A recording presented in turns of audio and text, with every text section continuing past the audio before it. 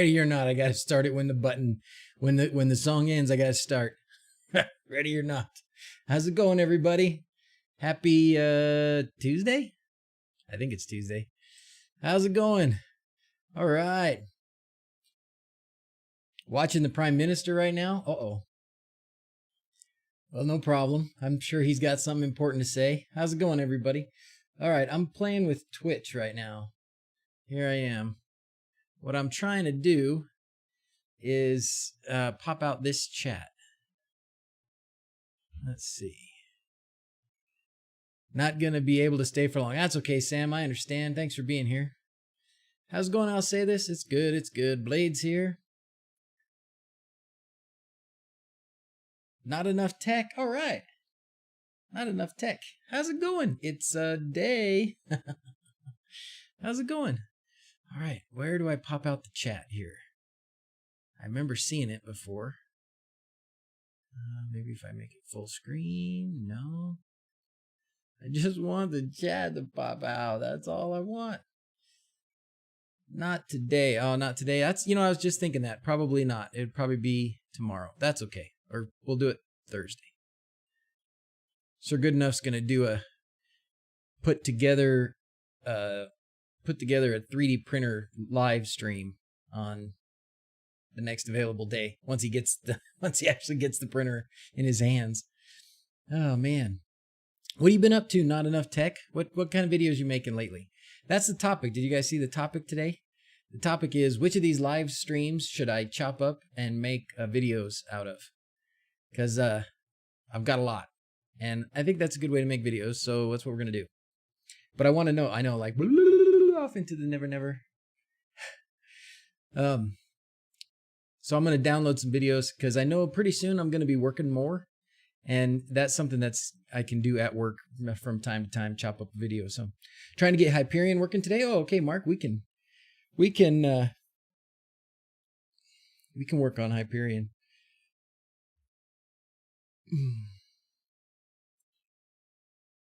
The bot says 2 days. Yeah. Don't tell Blade I broke it again. I probably broke it again. You know why it probably says 2 days? Because once the time passes, so I put it to stream today at 11. But once that time passes, it's going to look at the next stream. Because it has a stream in the future, it won't go to the one behind anymore. All right, where's my dang pop out my chat? Dang it! All right, Blade, thank you. You did what? Look at that, bing! You dropped a little thing in there. I don't know what it was. I need to make it bigger. We're gonna play some songs for Blade because Blade is a stud, and he does amazing stuff. Blade, can you can you do your thing? You know the thing. Blade's got a thing he can do. Oh no, I can't bring up my stream stuff. Oh, crap. What has happened? Stream. There we go. Tweaks. Things are just all kinds of crazy. It's like I'm doing this for the first time. Go, Blade. Am I salty again this morning already? Did you do the thing? Nope, not yet. Do it. I'm looking over there to see if you did it. If you want notification of my assembly stream. Oh, yes. That's right. That's right. Sent. No. Doesn't look like it. Did I disconnect it? Oh, wait. Did you turn this on? Hold on. Do that again. Send it again. It's so awesome to see me like... Oh. Yep, it works. It works. I just need to turn it up a little bit brighter so that I can notice it. But yeah, all right. We now have a way to page me. And obviously it's got to be somewhat controlled access, right? but at least for now, Blade can turn on my desk light here and let me know, like, if I leave this thing up too long, he can tell me about it. It's awesome. It's awesome. And I want to try Well, let me figure out this blasted chat real quick. I've got to be able to collapse. I don't want to collapse it. I want to show the chat. Share. More options. Report DrZzs. Definitely. Dude is a menace. Chat settings.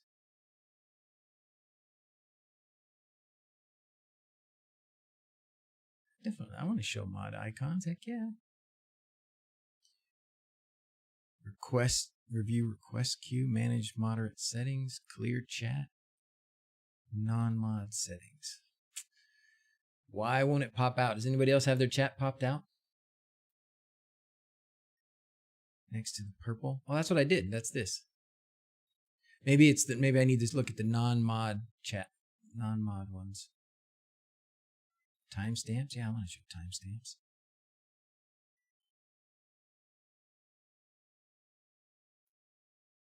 Still not letting me pop it out.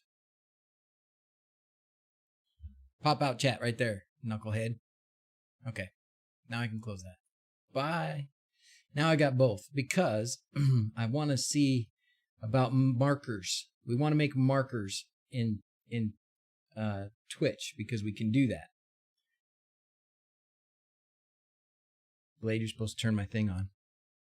So I know that that's blocking the screen. It's right there. I'm just going to turn it off by myself then. All right. Okay. All right. Now I'm watching both chats. And I got Twitch chat as well. Now the reason is there's a thing you can do. There's a thing. Blade is failing at the webcam. Are mods able to create markers? Editors are. Oh, jeez, that's why. Editors are able to create markers. So, I don't like this full screen alert thing. I think we need to just get rid of that one, but I don't know how. Ring, ring. All right. Crow subscribed with Twitch Prime. See, I can see that now. It's with Twitch Prime. All right, so what are we going to do? We're going to do some unicorns. You want unicorns? Growth, what do you say?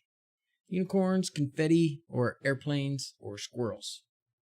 Do you like squirrels or unicorns? Or squirrels or unicorns? That's funny if you watch Frank. It's funny.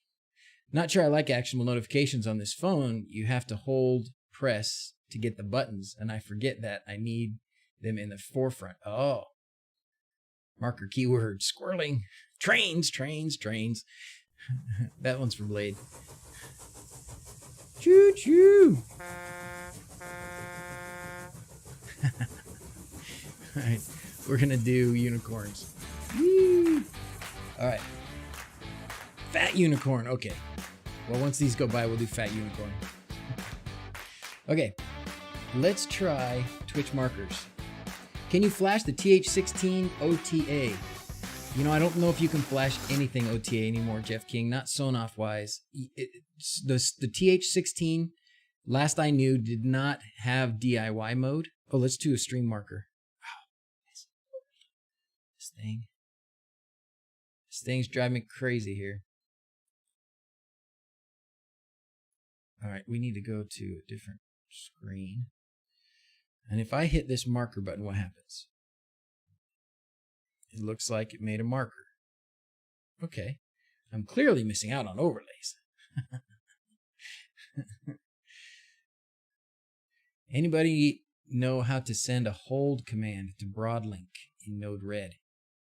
Not I, amigo. Sorry, I'll say this. All right. We got another subscriber. That's a YouTube subscriber. That's great. We appreciate that too. This thing's gonna give me grief all day. This Stream Deck. I set it up, and now I can't.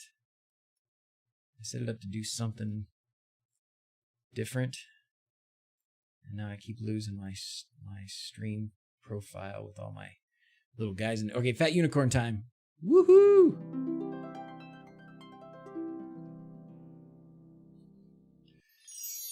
Crazy. Okay. I want to see if the stream marker works. So now we're going to try this. There's a couple things we can try. One bot is supposed to do this marker. This is just me testing now. Testing for the future, for future stream chopping. All right, marker. And then this is the Nightbot marker test. See if that works there. And then we're going to try this one over here, and this one's going to be the stream, or the marker. Unfortunately, this command does not support YouTube at this time. Okay. Well, maybe it is not supported in... What is the appropriate type of card to use for Wise cameras? I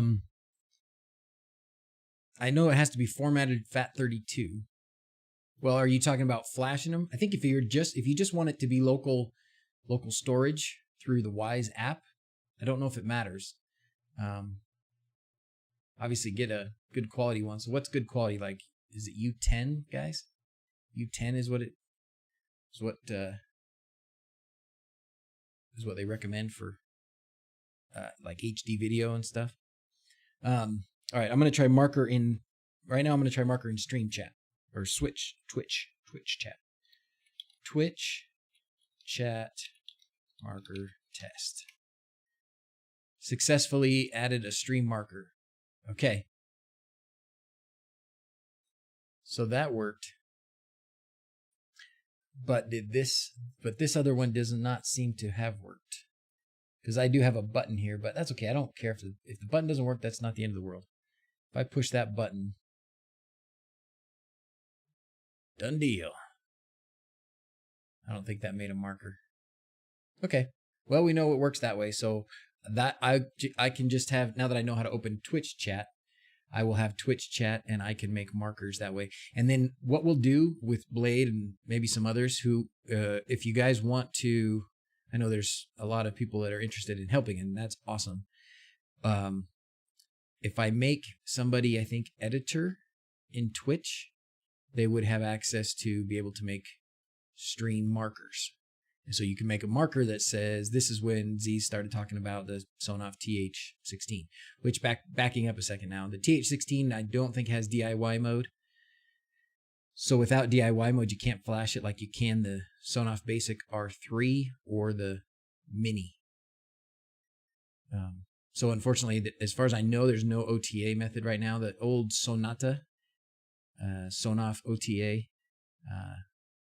little Python script, I don't think that's working anymore. It used to work, but I don't think it's worked for a while. A TH16 is old, so you might get lucky and get a TH16 with old firmware on it. And if you did, then it might work with Sonata over the air. But you can just pop it open and flash it the old-fashioned way. All right, I now have a nose scratcher. Let me use this to scratch my nose. Z's bot is not talking to Twitch at all. Something is broken. Uh-oh. Okay. Might have to go into Twitch and figure that out. Something is broken. It's broken. Z's bot. Oh, I probably should go into Nightbot. Let's go to Nightbot. Scratch that nose. Scratch that nose. Have I played more with the eWeLink API? It's promising. I played only with the one component for Home Assistant. But is it looking pretty good? Not enough tech? Looking pretty useful? Have to reconnect.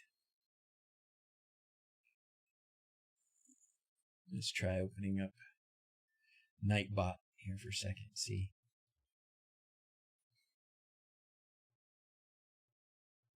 Integrations.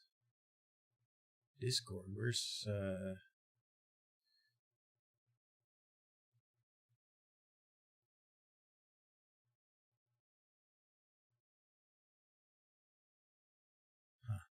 would have thought that here would be Twitch. Maybe it's in Twitch.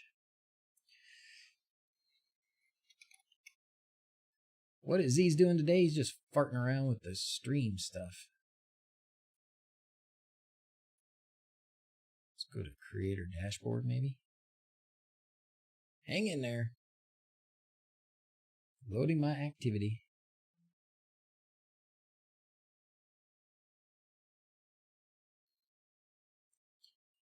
Nope, not in there.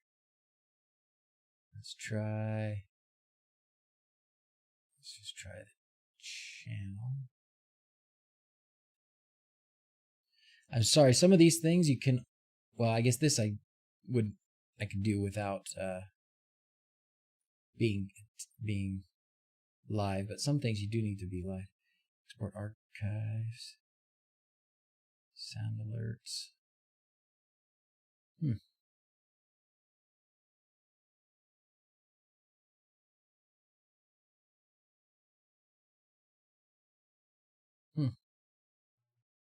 Okay. I'll have to look into the Nightbot connection thing. Anyways, let's back up for a second. Back it up, back it up, back it up, back it up. That's right. That is the good thing about being live, Mark, is I've got you guys that help. So awesome. Unfortunately, this is not getting those mini messages. Let's try this again. Rearranging something over here again. Oh, fun fact, if you played with Sonoff Micro, it's a 4-relay channel software-wise, something I discovered yesterday. Oh, yeah? What's that? What are my thoughts about 3D printing bands? I love 3D printing. 3D printing is awesome, and everybody should be doing it. If you have the inclination to be a tinkerer or maker or whatever, getting a 3D printer opens up so many cool opportunities. You can, besides that, there's just fun little trinkets. When I first got my 3D printer, I think for the first year almost, about all I did was go to Thingiverse and grab little trinkets for the kids and print them out, you know, little toys and little gadgets and fun things, and that's fun. But after a while, the fun thing is to print useful stuff for me. So even like right now, I was thinking about curtains. I'm doing these stepper motors for some shades again. And I'm thinking, okay, I want to make a different kind of a mount.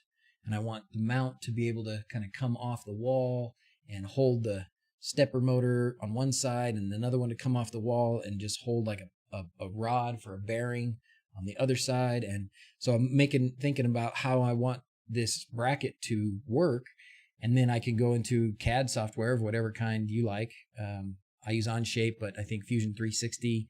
And there's plenty of others depending on your level of comfort with computer drafting software. And you can design up your own parts and print them out. It's awesome. You should have put a marker for this topic. Darn it. I do have a lull spot. That's right. Tinkercad is good for beginners, Chris. I agree. I agree. First things are going to be things for masks. My wife is sewing about 10 hours a day trying to keep up with eBay. Holy cow. Are people buying masks on eBay? You can print masks. They're useful with the COVID situation. I did it for my whole family and friends. Did you print like the plastic ones here, or did you print the things that kind of save your ears in the back? I think I want one of those ear savers. I need to print that for myself. And then, you know, there's, when you get advanced too, there's different kinds of, depending on your printer's capabilities, not every printer can do it, but there's flexible materials too. There's, I've never done it, but I want to do like the wood materials that have like, it's basically sawdust and glue that they turned into a filament. But when it prints, supposedly it smells like wood and you can sand it and stain it and stuff. And then there's like metal infused materials as well. Printed about 200 ear savers. Nice. Going from imagination in your head to having something physical in your hand with the 3D printer. Isn't that feel good, Dave? That feels awesome to me. That is awesome. And weren't they invented by a 12-year-old? I don't know, but that would be fun. I hope so. That sounds like a good story. Okay, what I needed to change here was edit layout. Let's see. Not dashboard. Gosh darn. Dag nabbit. I don't remember where that setting is. Okay, anyways. Let's do a marker real quick because I want to grab a model and start. I want to look at printing one of those face things just for kicks. So we're going to do marker. Let's try. Marker, 3D print face mask. Yo. Do you have a tile cutter? A tile cutter? No. Who's asking for tile cutter? To cut tiles? Like floor tiles? Yeah, I don't have one to cut floor tiles, baby. Thank you. I don't know why she needs. Okay. You can ask her. She can come up and say hi to the gang. All right. We're going to go to Onshape. Onshape is not Onshape. Sorry. Thingiverse. Onshape is where I do drawings. Thingiverse is where we find stuff. So I want the, I guess if we just search mask right now, it's probably going to be like the most popular thing. I want one of those masks that's like, and then why are they only giving me like 4 things to look at here? I doubt N95 is going to bring up anything. Oh yeah, so something like that is what I'm thinking. Or that. Because that would be simple.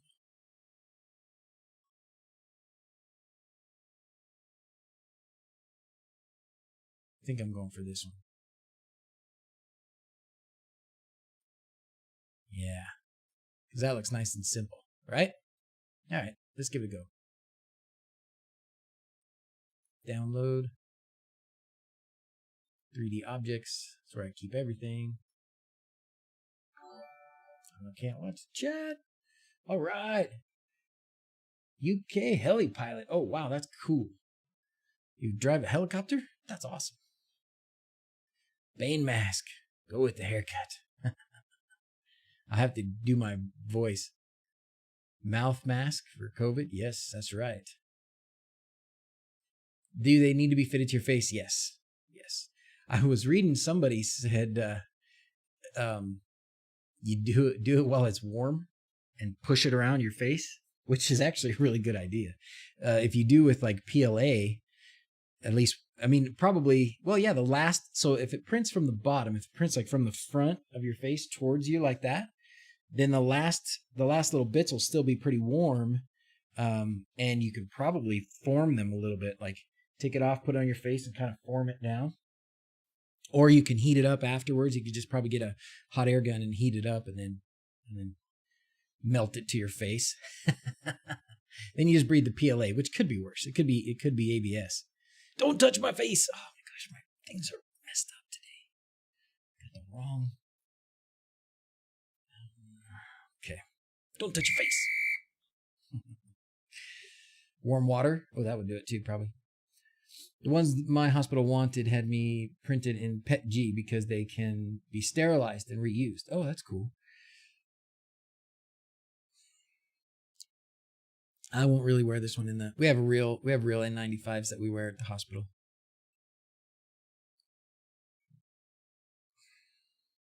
Udemy had sales on videos for like $20. Vladimir Mariano. For what was that? What was that for, Mark? What does he teach? Hey, how's it going from Italy? I don't speak Italian, but hey, I got that about figured out. All right, we're going to open this. And we're just going to see what's in here. Oh, and there's different small, medium, and large. Okay, cool. Just extract all those into the 3D objects folder. It's nice of Windows to have a 3D objects folder for us. Now we're going to go to the 3D objects folder. And we're going to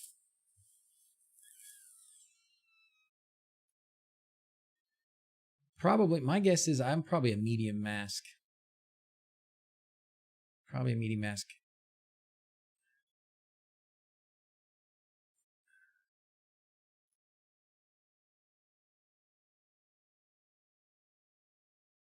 Didn't I just open it in? Oh, there we go. Medium mask. We'll open that. Many bacteria and viruses will be killed with UV. Our company making UV box with LEDs. That's a great idea, DJ. At the hospital now for us, they have a place, a little station where you put your phone, and you put your phone in this little box and push a button, and it bathes it in UV light for 10 minutes and supposedly kills everything. That's cool. Looking at Sonoff 4 channel, did you say one time it's possible to make a latching? Is it possible to have 2 channels latching, 2 normal off? I believe it is, Mr. Fixers. Yes, with Tasmoda. I'm pretty sure because you can make like latching groups. You can make latching groups. And then, what? Oh, here it is.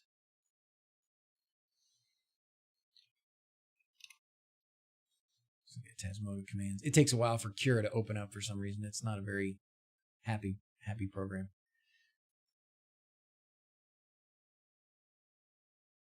Is it called latching or is it inching? Can't remember if it's called latching or inching.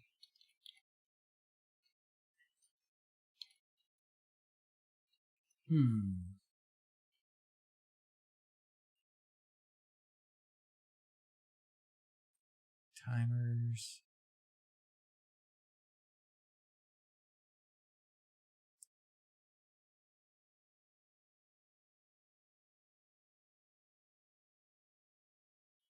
I guess maybe we'll just try relay.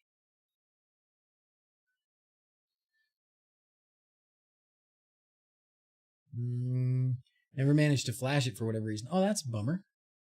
Latching relay will stay in its position without power. Oh, that's not what we want. All right. Julian Ferrero, thank you for subscribing. These emojis are on point. Nice. Let's do this. Whee! Thank you for subscribing.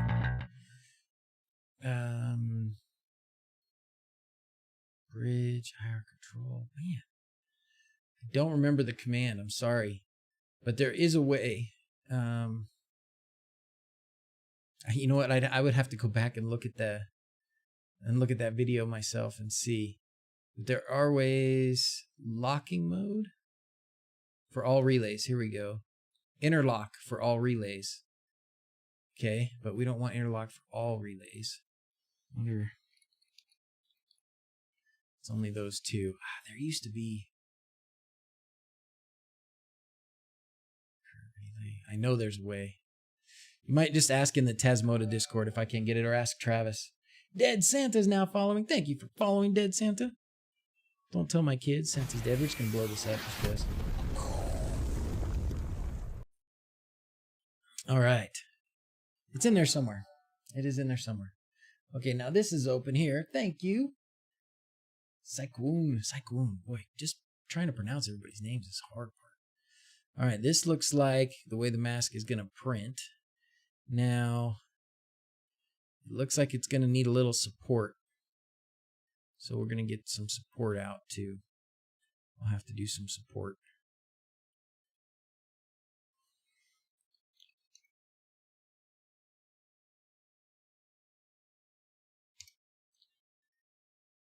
Support. Generate support.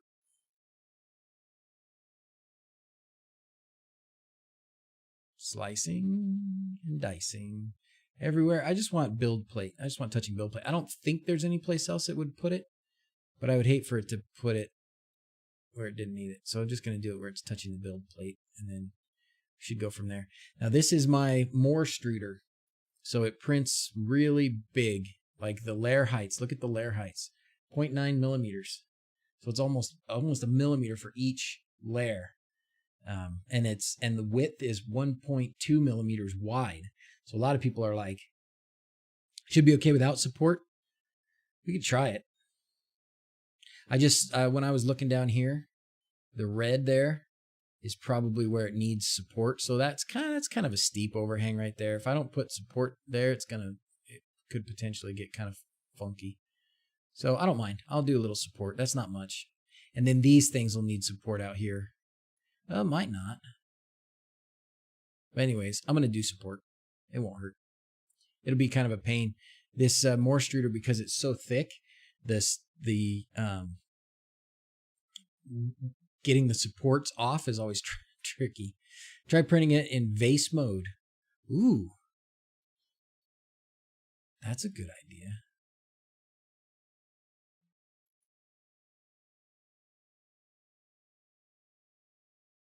I wonder what will happen. At what temp do I print this? Depends on your material. I'm printing PLA, and I think my print temp is like 210. I think is what I've got it set at. I can show you. Printing temperature is 210. And then the way this Cura works, which is actually not my favorite, but it's what I have on this Windows computer right now, so it works. But based on this temperature that you set, it calculates everything else. No need for support.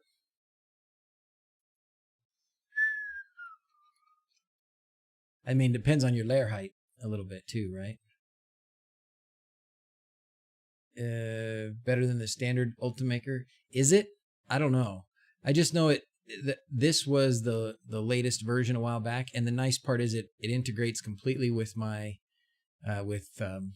Octoprint, which maybe the regular Ultimaker does, but since I have a lulzbot, this has like profiles for my machine and my Moore extruder and stuff. Hey buddy, come have a sit down. Prints as a spiral rather than layer by layer. Ooh, I'm gonna give it a try. The overhang angles were accounted for in the design. Okay, well I'll turn it off. I'll turn the support off. Let's see what happens. Worst thing that happens is we end up with a pile of filament. It wouldn't be the first time. Oh, let's try this. So this says it only takes 36 minutes. That means it'll be done before the stream's over. Okay, so let's do it. We're gonna print it in spiral, PLA.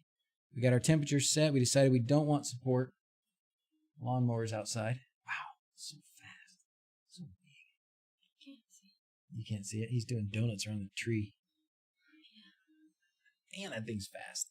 All right, let's print it. Okay, print with Octoprint.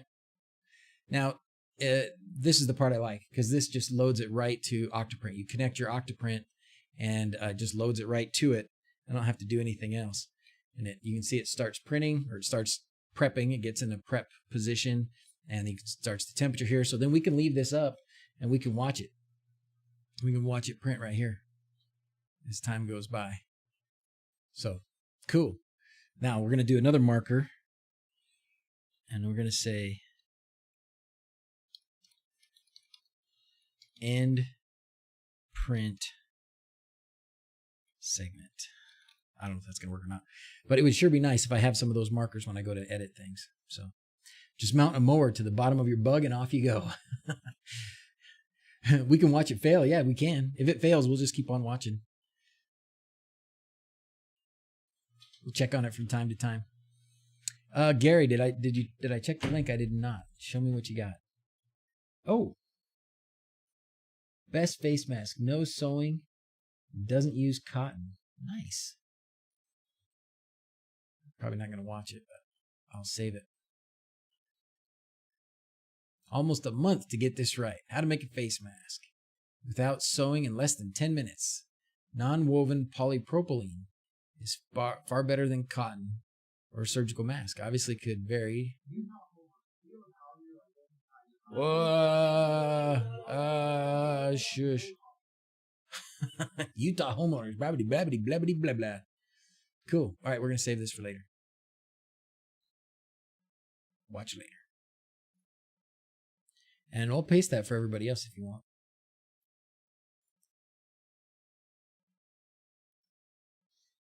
Bingo. Oh, I pasted it just in there. I wonder where it's going to go. Ads. I know I shouldn't have ads. Oh, he's doing it with soldering iron. Wait, I thought he said no sewing. Hold on. Oh, he's ironing it. Oh, okay. You could just do oranges. That'll work. I'm pretty sure that's just as good. Okay, so the stuff he's using is some... Oh, he said no sewing. That's cool. No sewing, just melting. And then he cuts it with his little saw. Dang, that thing looks nice. Wow.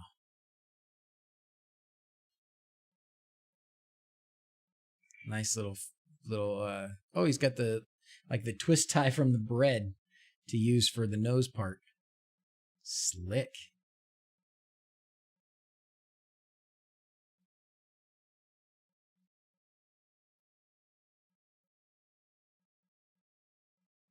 Good stuff. Good stuff. Thank you. Lies. Same guy does the Nevada solar ad. He probably just does every state where they sell them, huh? Oh, man. All right. So what are some of the streams topics that we've done lately that I should go back and chop up into videos? I know, I mean, they don't even have to have worked totally. I could make them, I could add little bits.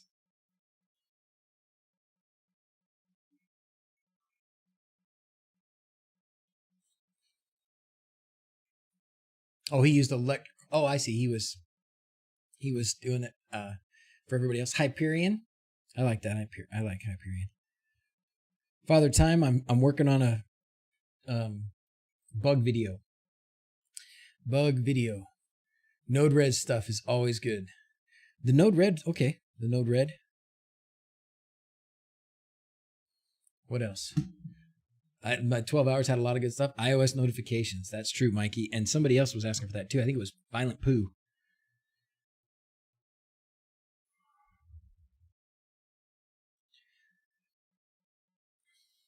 Yeah, it's fun. So the way that I'm going to separate up the bug videos is into like based on the parts.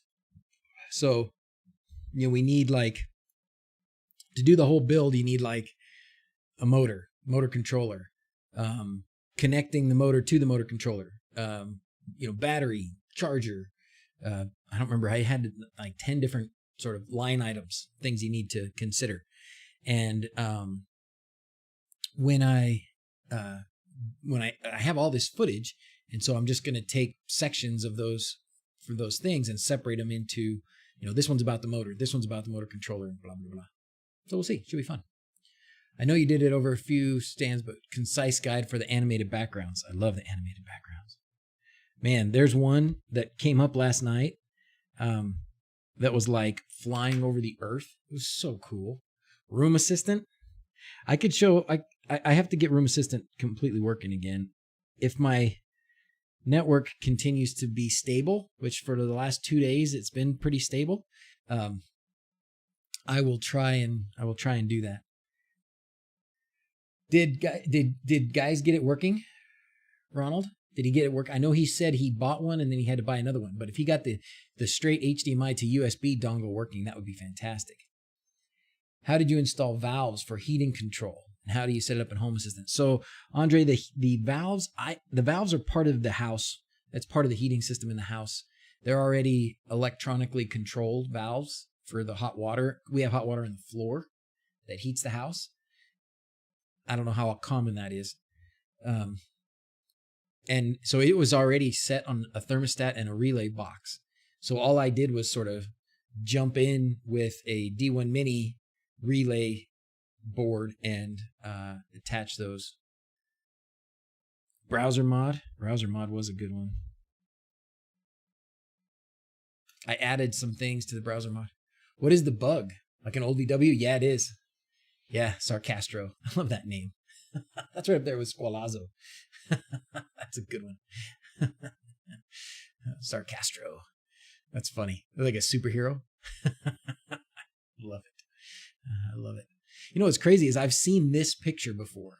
This is like a, I don't know, famous picture or whatever. They just put the leaves here shaking. But there was one last night where it was like flying over like outer space. And even at the top up here, at the top is like the underside of the spaceship that you're in or something. It's so cool. This is so fun. It's just so much fun.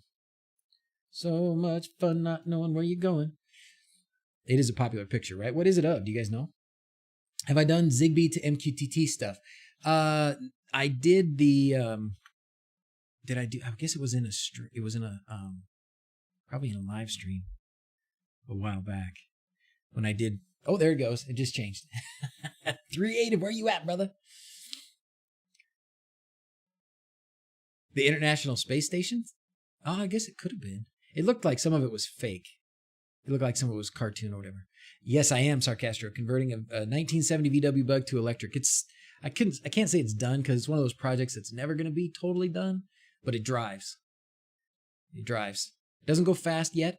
Again, it's not totally done, but yeah, it drives. It's awesome. There's a video about it. I've got a video on the channel about the first test drive. Pretty cool. We need to talk. 79 camper bus. Oh, lucky dog. Do you want to make it electric, Sarkastro? We do need to talk. Have you tried? Have you started down the path yet? I've got tips. And depending on, how you want to, TP modding, how's it going? How much money you want to spend? There's options of not spending as much. It's on the board. Added dark mode. Dev is working on Windows version, including installer. Oh, TP modding, you're wonderful. It's been working. It's been working Hyperion. I'm talking to TP modding about Hyperion now. To a 1.8 liter water cooled now. Oh, cool. Water cooled. Wow. I didn't know there was a thing. So you just took like a different Volkswagen motor and put it in there? Thought the bug was WLED. I titled a stream that one day. I titled the stream working on the bug all day, and everybody was showing up going, what's a bug? Like, what bug are you working on? Is it a home assistant bug? Is there a bug in this or bug in that? No, sorry, it's a Volkswagen bug. It has a Golf motor in it. Oh, that's probably cool. Mine has a forklift motor in it. It's awesome. Looking to automate my ceiling fans. Is there a switch you recommend? Michael, are you in the US or are you in another country?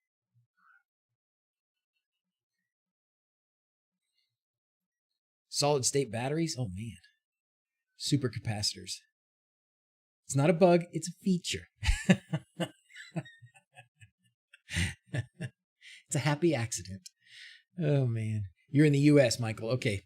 So in the US, there isn't a switch that anybody makes that is made for our fans at 120 volts. The ones that have been made so far, like Sonoff, and I don't know if anybody else has made them, they're for the people running 240 volts. So the capacitors are different and the speeds are different, and it doesn't work very well if you just try and install that to control the speeds. When I was messing with fan speeds, this would be a fan. Hold on, marker, fan. Oh, I keep doing that. Fans. When I looked at the fan controllers, what I determined, for me at least, what would probably be worthwhile is just replacing the little switch. There's a little pull chain switch, right, in each one. And sometimes there's two pull chains, right? One of them's for the light, and then one of them's for 3 speeds on the fan. So basically you take the wires that go to that pulse chain switch and you run them to relays. And then you make them so that they're interlocked so that only one of them can be on at a time, I think. I can't remember how that worked. But because some of them are combined. Sometimes when you have one of them on, it's actually 2 of them combined or something. So you got to kind of multimeter through that and then but each of those would go on a relay somehow. And those would be your speed controls through those relays. Now the problem is, where are you going to put that board with the relays? Because it can't go in your switch box unless you're going to run a bunch of new wires up there. So it's got to go up where your fan is.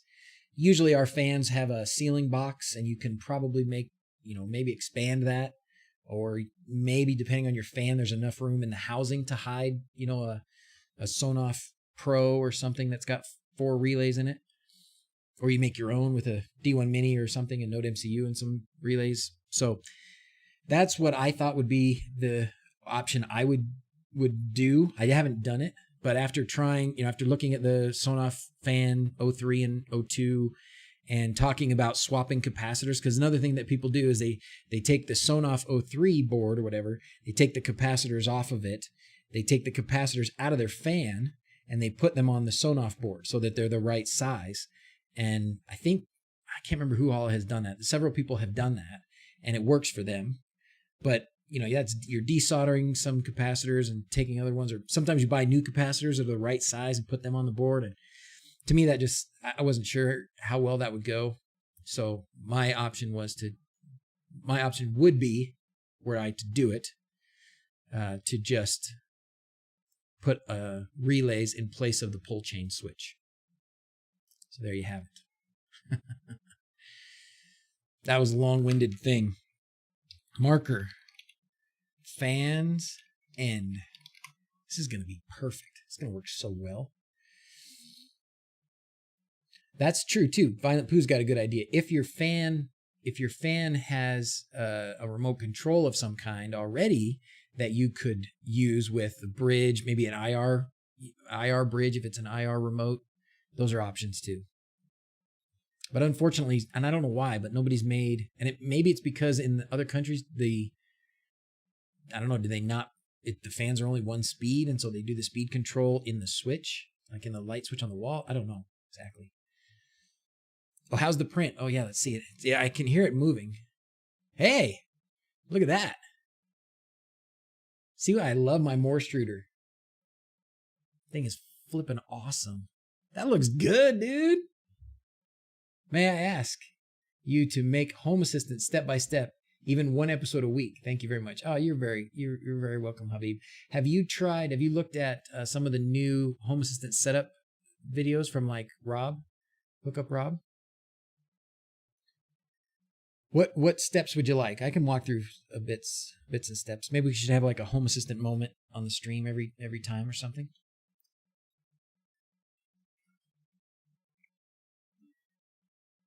I have to say, I am like seriously impressed. I'm seriously impressed with how well this is working. Isn't that good?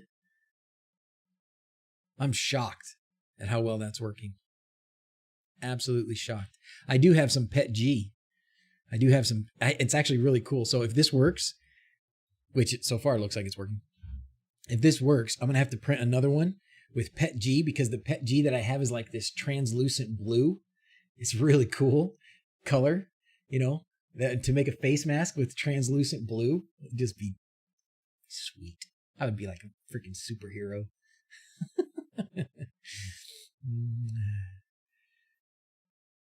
What do I get asked about every stream? Oh, the Lovelace spinning cards. Yes, I do get asked about that every stream. You know what? I just need to do that. Let's thank you, Blade.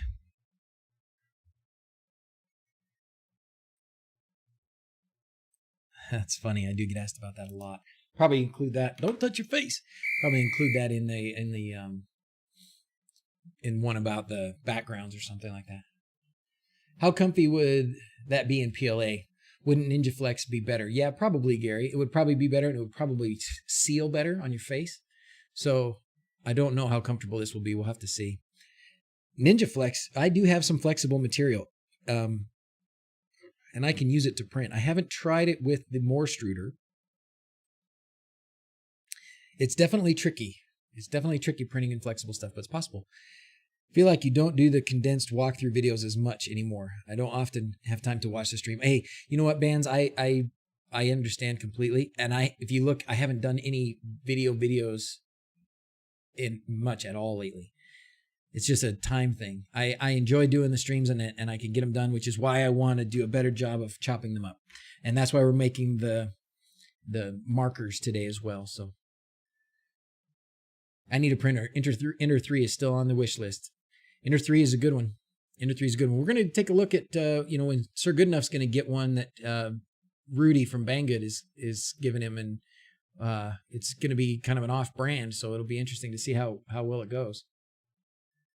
It's not as fast. There's not very many things that are as fast as what I'm doing right now. This is because I've got this massive extruder on there. So it's printing at a millimeter per level. And this is a Lulzbot Taz 5, with the Morstruder on there. And the Morstruder is like huge. There is another non-Lulzbot extruder that's similar to the Morstruder, and I think it's called the Titan, Vulcan Titan or something like that. I got water under my webcam. Oh no, there's a leak. There's a leak in the 3D printer closet. That looks funny. Hey, Rhinus. How's it going, buddy? Vase mode makes everything print fast since it only prints one layer thick. That's true, too. So, Violet Pooh, do you have one of these? Or do you have a vase, a Morstruder or Vulcan Titan or something that you are doing it through? We're taking on water. I've designed a smart switch using ESP12F, tasmatized it. I use solid state relays, 2 amp with 0 crossing.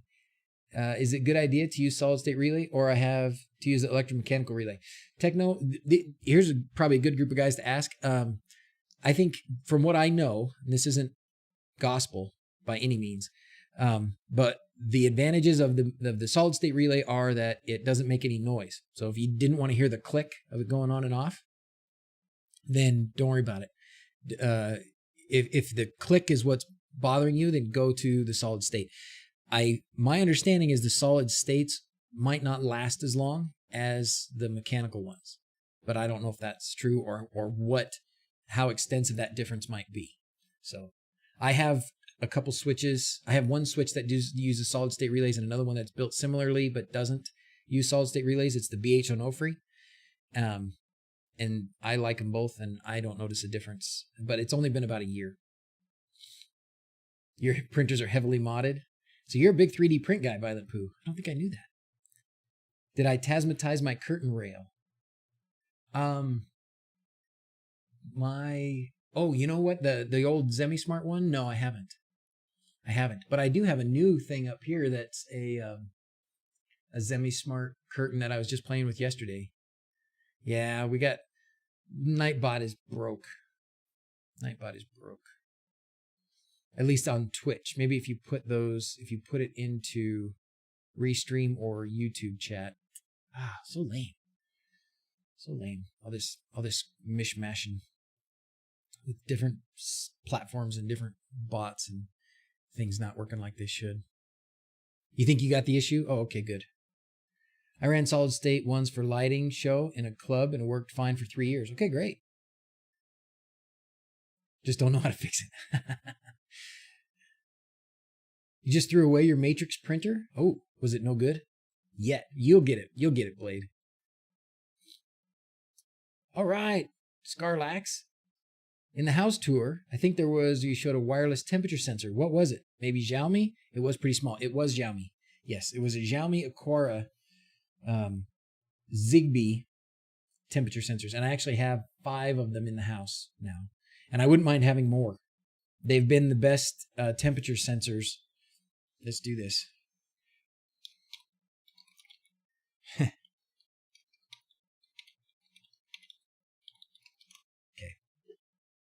They've been the best temperature sensors that I have. So here's a bunch of temperature sensors throughout the house. This is the outside temperature being read from like dark sky or something, I think. This girl's room temperature is actually a DHT 11. I think that's the one. That's actually connected to a Sonoff touch light switch. So it's the Sonoff light switches. They made those really nice. I like them. I still have some extras that I haven't used. Maybe someday. But they're 3 relays, 3 capacitive touch buttons, and then you've got a couple extra pins you can grab onto. And I've grabbed onto them for temperature sensor.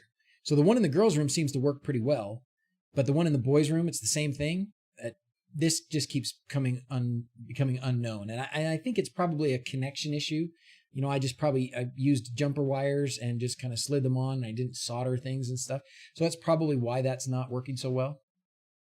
But anyway, so that one's failed several times. The DHT 11 in there. This office temperature one is a DHT 11 as well. The upstairs temperature is also a DHT 11 that's connected to a relay board. But then the main bathroom temperature, that's a Dallas temperature sensor. That's a Dallas temperature sensor. Oh, I'm missing one. This is connected to a BH Onofre, so that's working well. Now this one, here we go. Multi-sensor. This one is in the main, our main master bedroom. Okay. This one is this is not in the mountain room. Actually, this one's in the basement. I moved it down to the basement. This one's in the toy room, which is up here down the hall, and then this one's in the piano room, which is down on the main floor. So these last 4 here are the Xiaomi Aquara Zigbee sensors. And then I've got the Conbi 2 stick plugged into my Home Assistant computer, and that's how it communicates the temperatures back. Now I do have this. This would be the MQTT or Zigbee to MQTT dongle, I guess, which would work as well. But Sonoff has these now for like $4. So super cheap. This, you have to have this to program it. I haven't done that yet. This is Zigbee to MQTT. The Decons, or the Conbi 2, which is the one I have that works with Decons software that's an add-on for Home Assistant, was a bit more expensive. It was like $30, $35, I think. So that's that. But yeah, they're Xiaomi.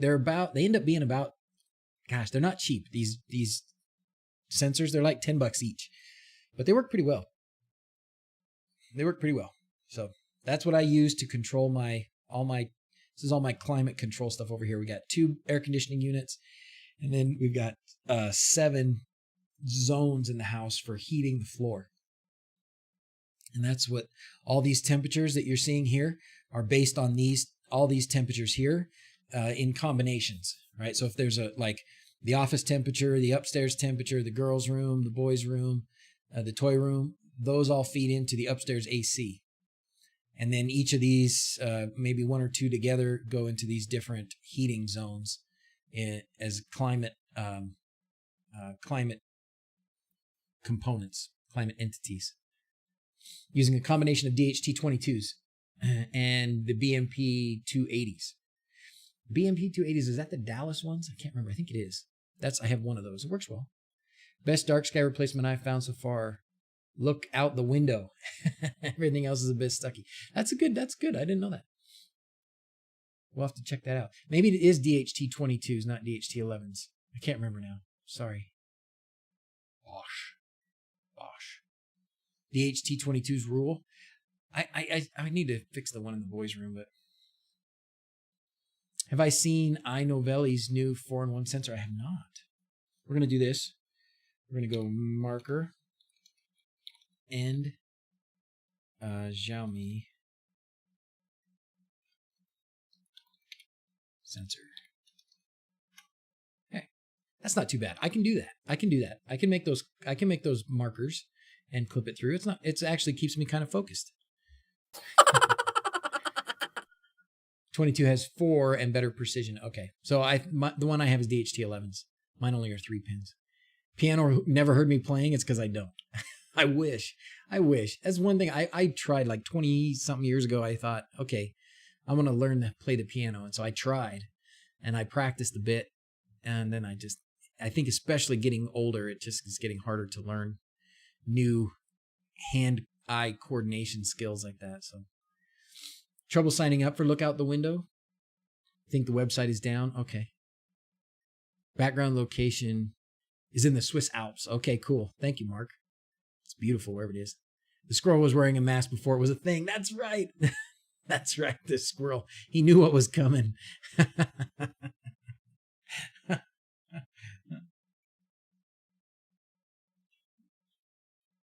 That's fun. That is fun. Requires pre-existing window integration.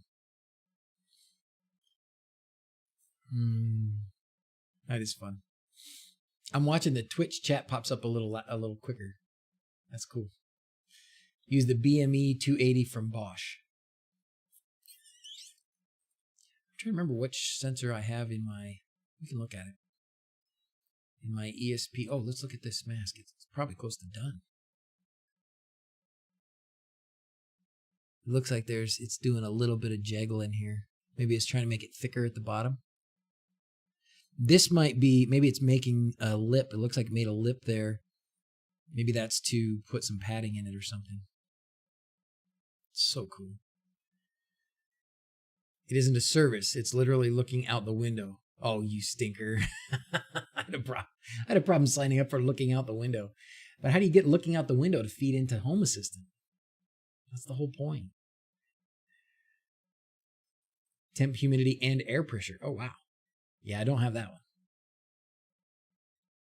Ran a bunch of Aquara sensors, 30 of them.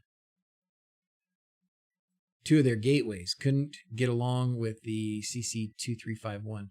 The range, I think, was any of my devices that are battery powered. Man, 30 of them.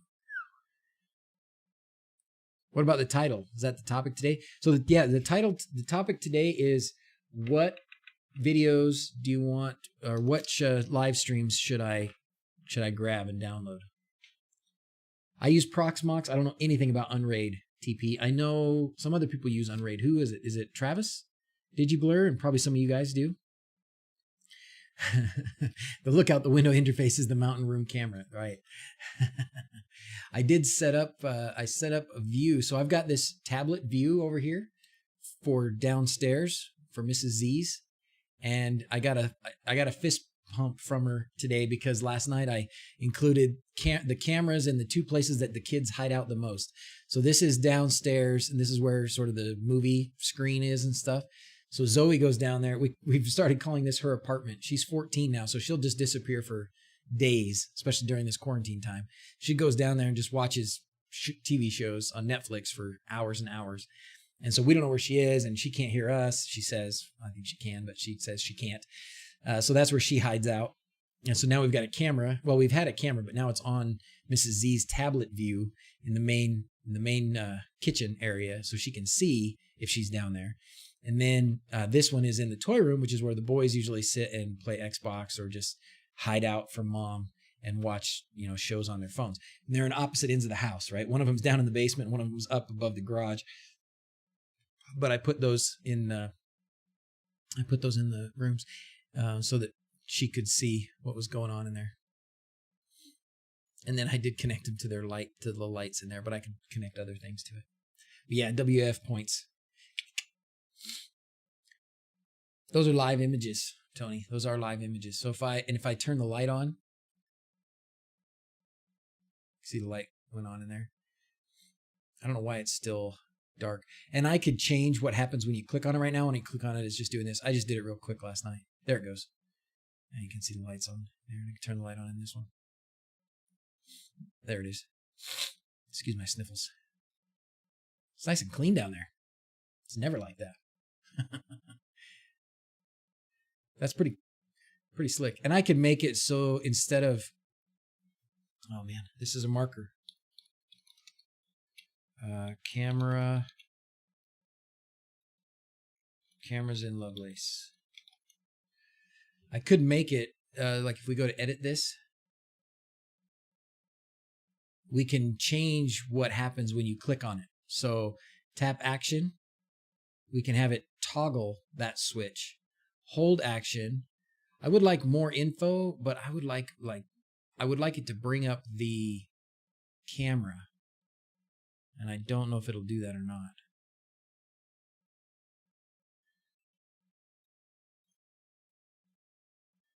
So I could get it to navigate to a different view, or I could call a service to show the camera, but right now we'll just leave it on more info. So now if I click on it, it will just toggle the light. That's better, right? This one's a little delayed for some reason. If I hold on it, it's going to pull up more info for the theater, but what I want it to pull up is the camera. So I'll have to do a little tinkering with that. Does scratching my ear count as touching my face? Probably does. Call service like call a home assistant service, to run something. Please make videos with stream summaries into separate videos, please. Okay, Christian, we're working on it, buddy. That's what I'm trying to do. I'm trying. And that's what I want to do today. So, and what I found was on Twitch. So here's how I keep plugging Twitch, but Twitch just has some really good features. So I'm going to plug Twitch as long as Twitch is, I don't know what's going on there. It's a little concerning to me. So we're going to, how they decide what they're going to feed you on those is interesting. All right, so if you go to Twitch, there should be a way to see archived videos. Oh, by the way, I did integrate the calendar into the Twitch. My Twitch homepage here also has the calendar that has my streams on it, the stream times. So, and it even has a countdown right here. So right now it says I'm live, but as soon as I go off live, this countdown will show all the way to the seconds of when the next stream is going to start. Is that cool? That's pretty awesome, right? All right, Dave says, glad to see you. What hourly power consumption? Oh, wow.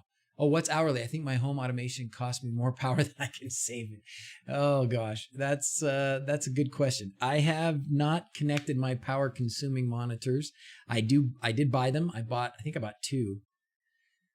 I can't remember now. But DigiBlur did a couple videos on these power monitoring boards that this guy makes. So I bought one of the power monitoring boards, and I bought 6 at least power clamps, to clamp on and see what the power usage is in different locations. So a smart switch that is turned off is going to use less power than a light that is left on. And that's true. So, now there's some situations maybe like your thermostat where your thermostat might not have been using any power before, but now it is using a little bit, but it's pretty low. I mean, I think what's the resting power usage of these ESP based boards, guys? It's not much, a couple watts. Not even probably. It's like 0.2 amps or 0.02 amps, I think. It's in milliamps. So it's low. The power usage of these little Wi-Fi boards is low. But now here's another thing though. I've got these here. I'm going to turn this on and give Blade another chance to redeem himself with his bot. Blade never has to redeem himself, by the way. He's done so much that it doesn't matter how many things break. He's still a star. Anyways, right now all night long, I've had these 5 stepper motors all turned on and connected because I wanted to see, number one, if they're going to get hot, and also if I was going to be able to notice them making any noise. And they work. So far, they've been fantastic. So I've got, these are all fixed and hard, so they would be able to hold a curtain up, which is what I'm going to do with them. And they're not warm at all. I did put my power monitor in there, and it was like 2 amps. For all of these together, when they're just sitting still, was like 2 amps. I should do it again. We should see, because that was actually using one of these motors, which is a little bit different motor. And this motor was getting really hot. So I think this was not the right motor to use with these controllers possibly, but these ones are. These ones are working beautifully. I mean, they're barely even, they're not cold, but they're certainly not hot. Where these ones were getting so hot I couldn't touch them after leaving them on for a while. So hopefully the combination of all of these turned on all the time still isn't terrible. But at the same time, I've got solar panels, and it's redeemed. Highlight my message for 100 nuts. That's awesome. I didn't know you could do that. Buzz Games, you just found out something cool. Is it sleep mode? These are not in sleep mode. They're not in sleep mode because I want them to be able to hold a curtain and hold the rolled up shades. Oh, there he goes. Thank you. He did it. It worked. Yay. Oh, that's awesome. Good job. Yeah, if I could put them to sleep, that would make a big difference. But these I don't want to put to sleep. So that was fantastic. That was really good. It worked perfectly. It'll never happen again. Blade's on almost every stream, certainly during this quarantine time, but we'll have to spread out the command to a few if others. You totally squirreled me. I have no idea what I was talking about now. Huh? Camera integration. Thank you. Camera integration. What about it? Did you want to know something else, Ronald? Did you like the camera integration? I think there's other ways to do it. Probably what would happen, what would be the thing to do? Let's try another camera. Let's put like we're going to do picture entity.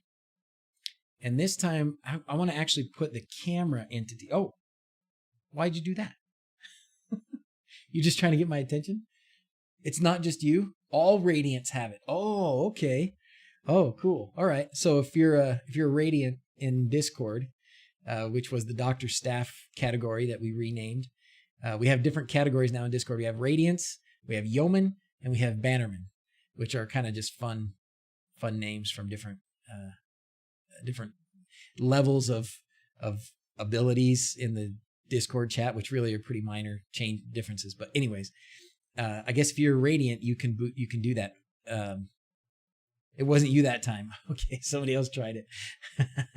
Not this guy. Anyways, that's fun. We'll have to do some other things. Like now that we know how to do that blade, we could do some other things with other little lights. Like I could put some lights behind. In fact, that's a great reason for me to do something I've been thinking to do was put some WLED strips behind my monitors to work with Hyperion, but also it might have been you, Mark. All right. That's awesome. It's funny because your little picture from YouTube, you look mischievous. So when you say it may have been me a bit, it looks like you. But yeah, different colors. You want a different color for Radiance? Okay. I'm not a fan of, it doesn't have to be red. Got dibs on red. You want red. Okay. Blade gets the red light, and then we can make different color lights. Cause now we know how to do it with webhooks. It's pretty awesome, right? We can make a webhook that will just turn on whatever. You'd love some camera integration stuff. Okay, let's do camera integration. So we're going to picture entity card. Let's do this. Check the temperature of the stepper motors too. I can check the temperatures, but they're not hot. I mean, they've been on all night long and they're not hot at all. Oh, the drivers.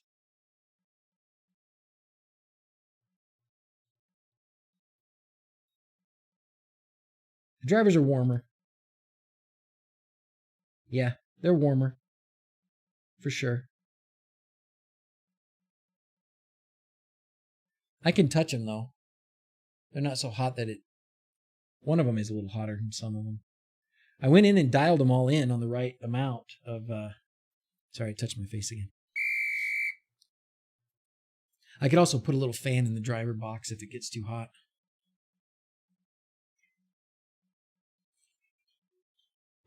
I don't need a thermometer. I got this. I think the 3D print is done. Oh, it got ugly at the end. Ooh. Oh, something went horribly wrong at the end. Oh, probably because it was going back and forth at the end. Let me go grab it.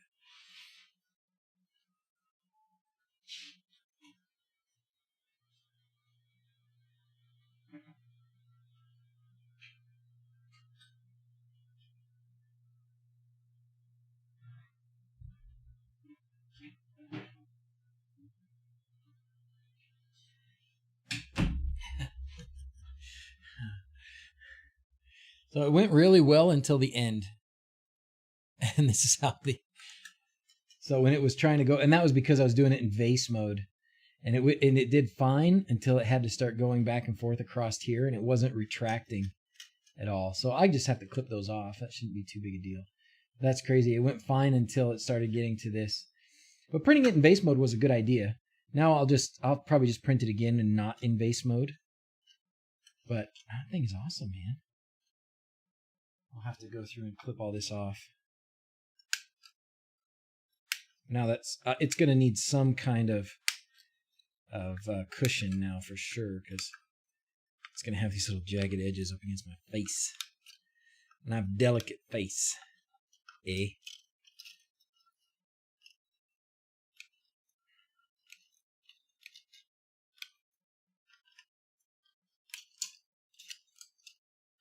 Ouch. Yeah, these things are sharp. They're like little pokies.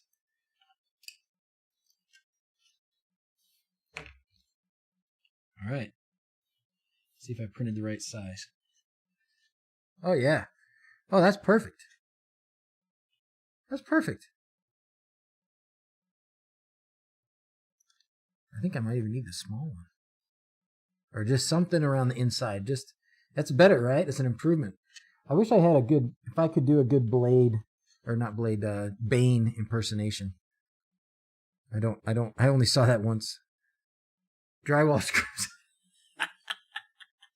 No headband, drywall screws. Just drywall screw it in. Nice. Just a screw as smooth as my scruffy face. Pretty close. Actually, though, that's pretty slick, man. I'm gonna be wearing this to work. Ow, that really hurts, though, on the inside. That was fun. That went well. All right, let's go back here. Let's print it again, but not in base mode. Let's just do it in high speed mode. Because that'll probably do a bit better with retracting. It's Darth Vader. But you know what it will do? What's nice about base mode is that there's no... Well, I guess there sort of is. You still can kind of see... You can kind of see where it went up a level, just a little bit, along the sides here. I'm sure that there are some fine tunings that could be done on my printer that I have not done. But for me, for the parts I print and for the uses that I have, this works really well. And it's just PLA, you know, so it's good. It's a little flexible. It's good. I like this. I'm happy with that mask. Actually, quite happy with it. All right. So yeah, let's just print it again. This one's going to take 1 hour and 27 minutes. So this one probably won't be done. I won't be streaming in 1 hour and 27 minutes. But we can check on it. I'll post something in Discord later or something like that. That shifting is because of the speed you're using. Okay. What have you guys been working on today? Just joined. Hey, James, how's it going? We've been just chatting about all kinds of stuff. Actually, there's been a couple things we've been chatting about. The topic of the day is what should be on my list of videos to go back and chop up. And then we've just been scrolling around like crazy. I'm going to keep coming back to this. Oh, gosh. Okay. Hold on, I got to do this work thing.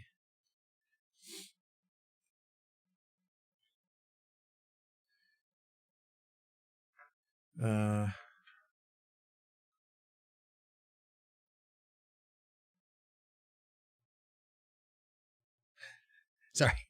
Work thing.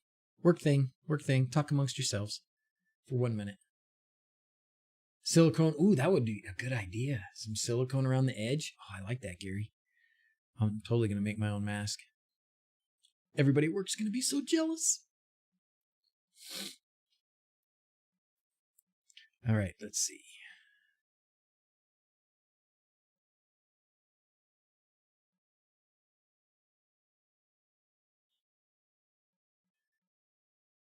Home Assistant theming for a topic. Ooh, that's a good idea.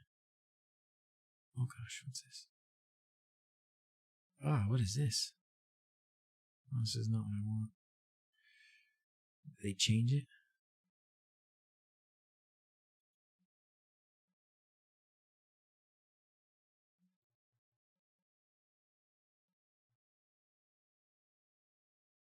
Oh boy. Yeah, they have changed it. Crap.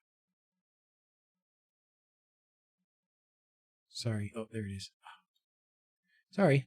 Gotta look at the surgery schedule. Gotta decide what to do.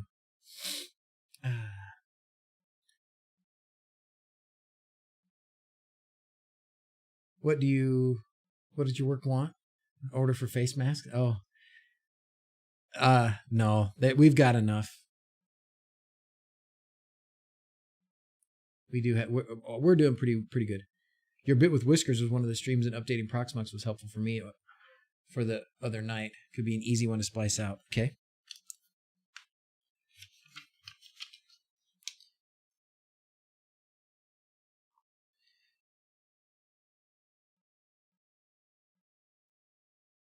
Okay. Excellent. I like that. Keep it going. Ooh, the new WLED features. Yeah. Okay. All right. Back to my work thing for a minute.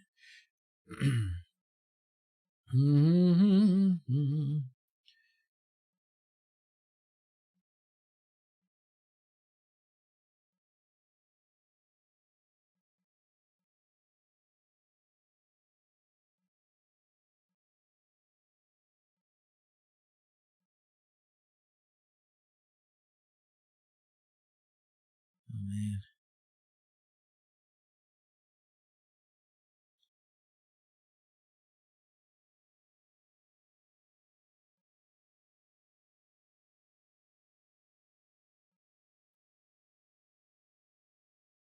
Sorry. No dead airspace here.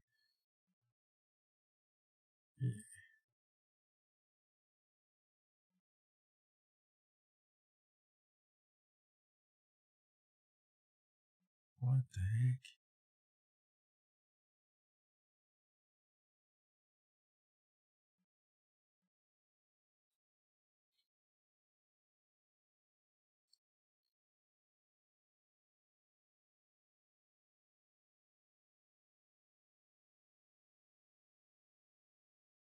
Sorry, guys. So close. Dang it.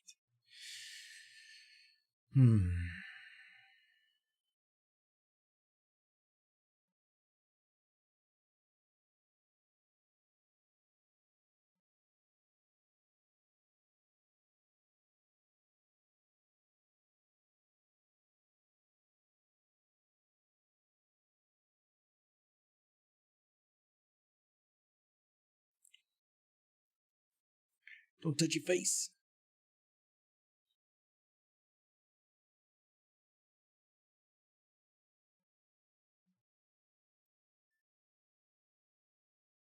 Okay.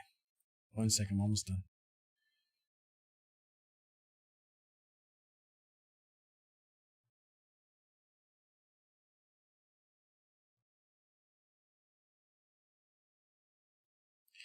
All right, I'm back.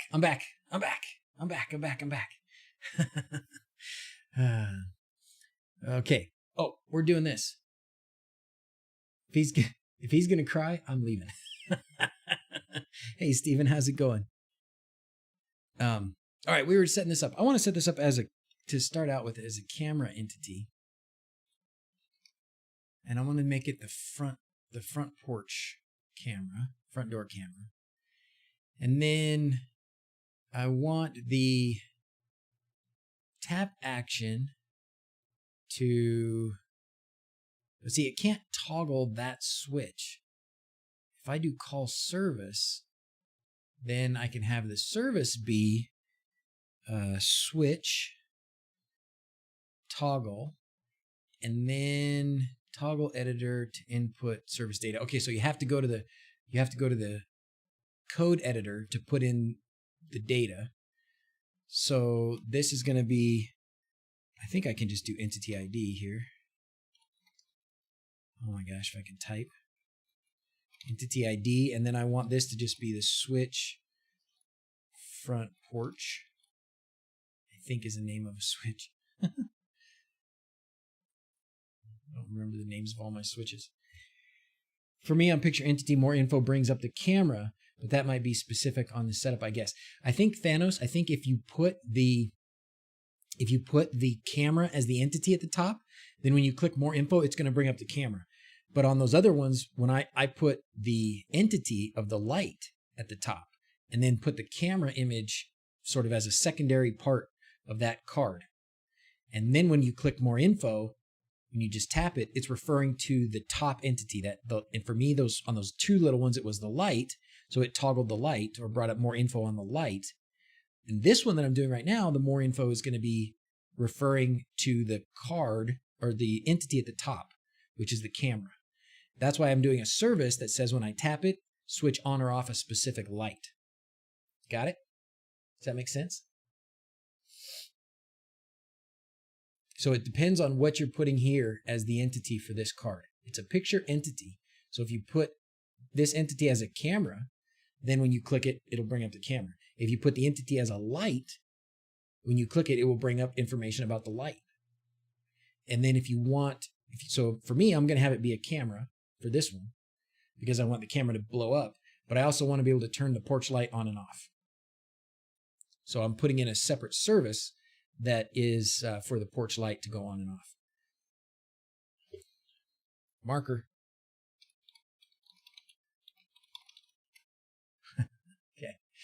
We're going to go entity, go down here. I'm getting better at doing this instead of the states page. Front porch light. There it is. Okay, I just want to make sure that I got that entity name correct. I don't care about all that. I just wanted this. Okay. All right, now I can go back here, switch front porch. So, okay, I think that's good. Expected value of, oh, nope, it didn't like that. Path URL defined for tap action entity ID, but received switch front porch. Maybe it needs to be data.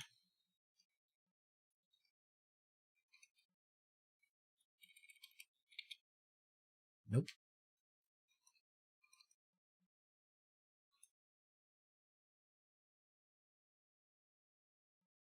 Action.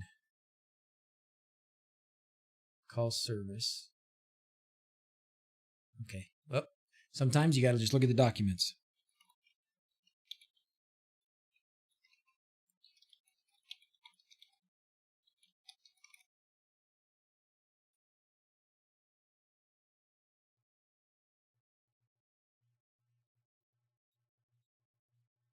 Tap action. Action call service. Service. And then service data. That's what I need. Okay. I was close. I was so close. Bingo. That'll work. All right. You got it? Never read the documents. Don't read the documents. No. Okay. And then this image part here, this is just a demo image, whatever. It doesn't need that. If you've associated a camera with it, like this, it will use the camera image. This is because you could just use a still image of your house or a room if you don't actually have a camera in it. But you could, and then you would have, you could put little switches here for the different switches in that room. But I guess that would be a picture glance card. This is just one picture entity. Okay. So this only is going to control one entity. All right. So now if I click on it once, it should bring it up. Oh, something freaked out. Oh, freak out. No, it's not bringing it up. That's too bad.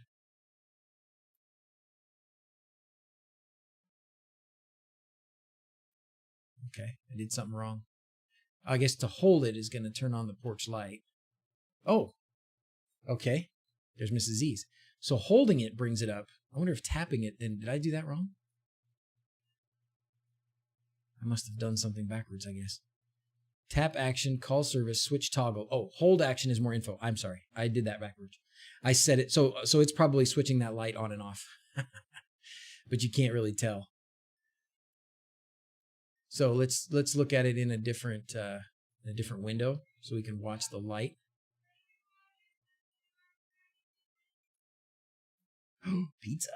Mrs. Z's is picking up pizza, I just heard her say. Is it dinner time already? Nice.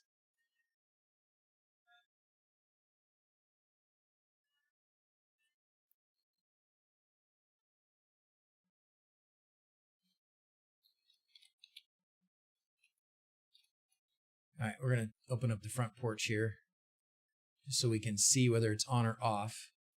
It looks like it has been toggling back and forth in the last couple of minutes, so that's good. It means it's working. And it is a live view. You can see there's somebody out there on the front porch talking to Mrs. Z's. I don't know who that is, and she's not giving her permission to be on TV. Why does the light keep flipping on and off? Yeah. So if I just click it once, then you go. You see it? The light came on. If I click it again, the light goes off. If I hold it, then it brings up the front door in a bigger view and probably a more frequently refreshed. Oh, you know what this is? This is probably a lady from Facebook. We're cleaning house, right? Spring cleaning. We got all this time. We're in the house, so we're getting rid of a bunch of stuff. And these are these little trains that Dawson used to play with. And so she's selling them, I think, and this lady must be buying them. Cool. So there you go. Did that answer your question about integration with cameras into Home Assistant? There are other ways. There are other ways to integrate cameras into Home Assistant. Who was that was asking? Air Cookie is fast. You know it. What happened? Wait. Read the freaking manual. While working on themes, every time I have to restart Home Assistant to get the change reflected. Can we reload themes without a restart? Yeah, you should be able to. It might need, I guess, if you That's a good question. I thought you can change the theme, right? You can just go here and you can change the theme to something else and you don't need a restart. But maybe when you put new themes in the folder, is that where it is? There is a service for themes restart. Oh, good. Let's look at that. Probably server controls. Which one is it? Is it location customizations or something else? Front end reload themes. Oh, okay. Well, there you go. Thanos has got you covered. Thanos has got you covered, amigo. All this high-tech stuff. Mrs. E stood on the doorway using her cell phone. Dr. Z's communicating with the porch light by Morse code. That's exactly right. Wait, no. Audio reactive WLED. Is that a thing, Mark? Is that a thing, or is that just wishful thinking? We don't need no stinking manual. You just changed your theme with the reload theme. What were we talking about? I want to make sure we covered the questions that I'm sorry, I can't remember who it was that had asked about cameras. Theme control. Whoa, what's that? Here's my theme change automation. Oh, cool. Sir Goodenough's got a theme change automation. Wowza. I keep missing the streams. Oh, hey, Quindor. How's it going? I got your message, by the way, and I read it all, and we'll chat. I think it's all perfect, but we'll chat. Okay? Or I'll message you back, whatever. But yeah, I think it's great. And can verify changing info on the theme YAML works with that service. Oh, cool. Didn't know that was a thing. What were those wires on your roof? Home automation stuffs? Let's see, which wires? It's probably the probably my lights. Oh, this up here on the top. This is snow melt, which I don't actually use very much anymore because it's really power hungry. Holy smokes. We need an ice melter. Exactly, Jamie. Jamie Crandall, are you is that Stokes? Or Stubbs? Is that you, Stubbs? Changing back and forth. Whoa, she was running. Whoa, she was so fast. Whoa, so fast. Oh yeah, she's giving her the lid for the bin. Oh good, we sold those. That's good. Holy moly, she's so fast. Negative. Okay, sorry, Jamie. We got a different Jamie C, who is Jamie on YouTube and Stubbs on Discord. How much power do I use? I want to get I'm going to get my power monitor things hooked up. Don't know when, but I don't have them hooked up yet.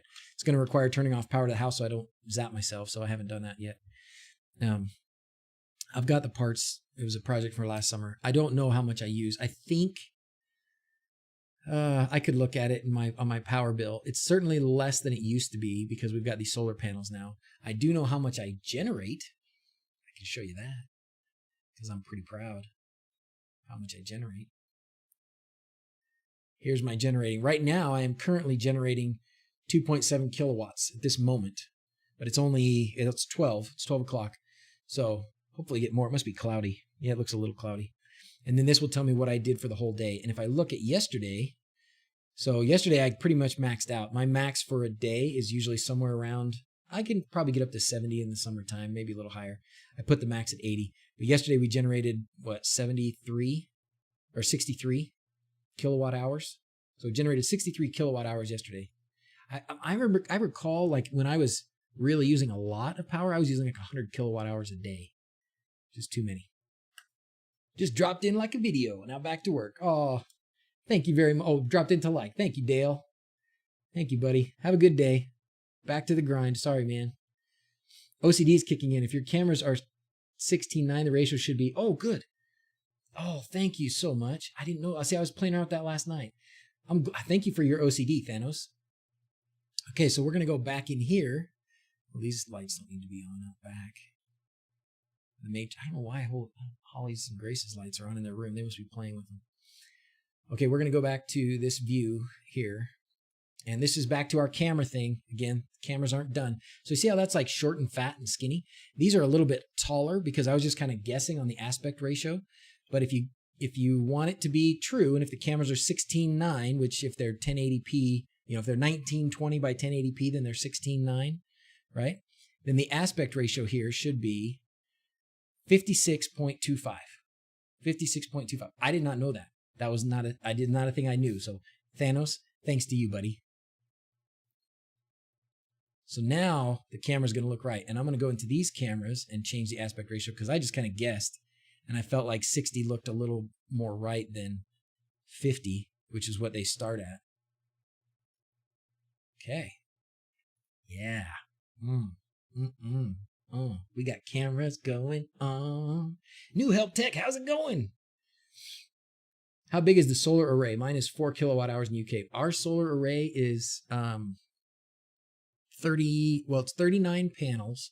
I think it's 11 kilowatts, but my inverter can only handle 7.6. So the max that I can be producing at a time is 7.6 kilowatts. The solar guys had a reason why. It had to do with area under the curve. More panels, you get more light, or you generate more energy during the shoulder times, earlier in the morning, later in the evenings. When you have more panels and the light's not as bright, you're generating more.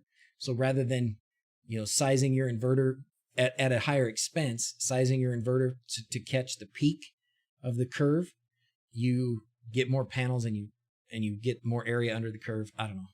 I think it's kind of crazy. I think if you have 11 kilowatts worth of solar panels, then you should have an 11 kilowatt hour inverter, but whatever. Or 11 kilowatt inverter. Mine's 7.6. Anyways. Okay. Nice. Yeah. In order to switch control of Hyperion real time of the WLED, I need to access WLED settings. Which switch LED off and back on? Is there a way to do this from within Home Assistant? Yes, Nicholas. Yes, there is. Let's do this. Marker. WLED integration. Bingo. All right. There is an integration, amigo. If you have WLED connected to your network, you should get a notification down here that says, I don't know who's trying to log in, but you should get a notification down here. Hey, wait, did this thing start printing? Oops, it never started printing. Sometimes it does this, and I have to go back and tell it to print. Now it'll print. Dang, we wasted like 45 minutes. Okay. Back to here. You should get a notification. So if you have a new WLED board, you should get a notification that says, hey, we discovered some new stuff. And then you go into integrations. It'll take you to integrations, and it will show up right here and say, hey, there's a new WLED board. And when you do integrate your WLED boards for each one of them, you will get a nice little light entity like this. And you can simply use this switch here to switch it on and off. There it goes. Just went off. Just went on. So you can use this switch right here to switch back and forth between Hyperion and WLED control. Now, is TP modding still here? I have had a little trouble with going back from Hyperion back to WLED. I know how to turn on WLED, but once Hyperion takes control, how do I get the control back to WLED? I'm not 100% sure about that. I know I think I have to go into Hyperion and turn off the LEDs, but I'm not 100% sure. Put those cameras in a horizontal stack? Yeah, probably a good idea. In a vertical stack? Yeah, probably a good idea. It doesn't work. Switching from Hyperion to WLED and back, that's the problem. Okay, via the API, the Hyperion API. So you probably, maybe there's some way in Hyperion. Okay, so who's Mike? Are you a good Hyperion user? Switch back to WLED. Let's work on this because I would like to know how to do that too. I'm sorry, Nicholas, that I was answering a simple question and you were actually answering a more difficult question, or asking a more difficult question. The production of your panels depends on the angle and inclination. You could have 20% production. Oh, yikes. But they're right. The solar guys are right. Okay, good. So they didn't just screw me over. I didn't think they did. They did a great job. I've been so happy with my solar panels. I love it. That's why I have those. That's why I have the, this is my main view that I look at all the time is this Google Hub thing. So this is where I put the stuff that I care about, and that's what's on here. Oh, so now we're up to 5.5 kilowatts. So the sun is coming out. I just switch off the Node MCU with a smart plug. Defaults back to WLED. That'll work. That's probably the easiest way. Have to drop for a work meeting. See you later, Michael. Thanks for being here, buddy. The clouds sure cleared out, didn't they? All right. Let's check out the Hyperion. How do we? I want to know. What are you using to read the solar panel info and get it into Home Assistant? I am using the Solar Edge component. So my inverter is Solar Edge. It's who makes it, and there's a Solar Edge component. I'm pretty sure there was another way to do it, and I can't remember now. It might even still be the way I'm doing it. There's another system. There's a cloud system that you can upload. Most inverters can upload to that cloud system, and then that cloud system has an integration with Home Assistant. I can't remember the name of it, but that's another way to do it if you don't have the Solar Edge. Have an automation that when the TV turns off, it switches the WLED off. That'll work, Mark. That's a good idea too. It uses a free software from SMA to calculate the real production. Are you DrZzs Twitch? Oh, sorry. PV output. Thank you very much, Roy. That's right. PV output. So PV output is the cloud service I was talking about. So no matter what your inverter is, it should be able to upload to PV output, hopefully. And then PV output has an integration with Home Assistant. All modern tech should have APIs available. Amen, Blade. Amen. The ideal way would be if the real-time setting could be toggled from Home Assistant. Real-time setting.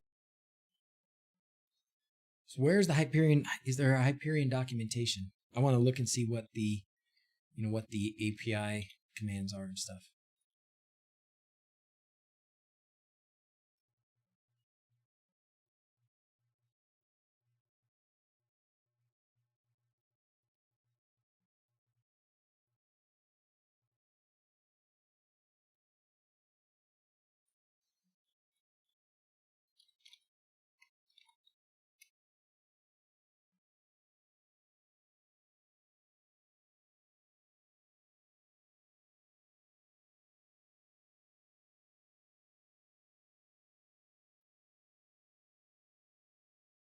Hyperion planning, that's not it. What do you guys know? Check out Emon Pi's an open source electrical monitor. Oh, cool. I pull my power usage from my power company directly from their API. I would like to see if my power company has that. I don't know if they do. I like where you're getting at this, Nicholas. Let's find it.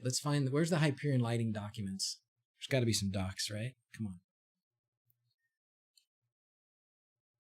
Come on, man. No. Somebody else stealing the name. Name stealers. Here we go. Wiki. Yeah. New wiki. Yeah. Oh, this is where I was. This isn't where I want to be. I don't like it's hard for me. It's really hard to find things on forums like this. Like where you're just searching through what people bought. Okay, here we go.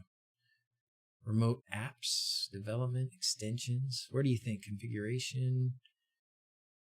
Maybe not. Maybe it's under remote apps. Configuration. Grabber, miscellaneous. It's got to be in here somewhere. Color calibration, back border detection, voltage drop calculation, controlling multiple devices. Should we talk badly about you while you're gone? See you, Mark. Or is that because Mark's leaving? Defiantly or definitively or definitely? Don't you? That's my grammar faults. You guys are awesome. Have a good one, Mark. See you later, buddy. Cut out all the foam inserts in my new workshop drawers to house all my chisels. Oh, that sounds exciting. It's only fair. You guys are awesome. Okay, let's find... so maybe it's not under the configuration. Maybe it's somewhere else.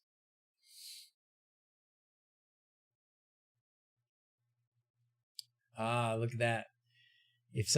So people are probably selling a ready-to-use system with Hyperion in it.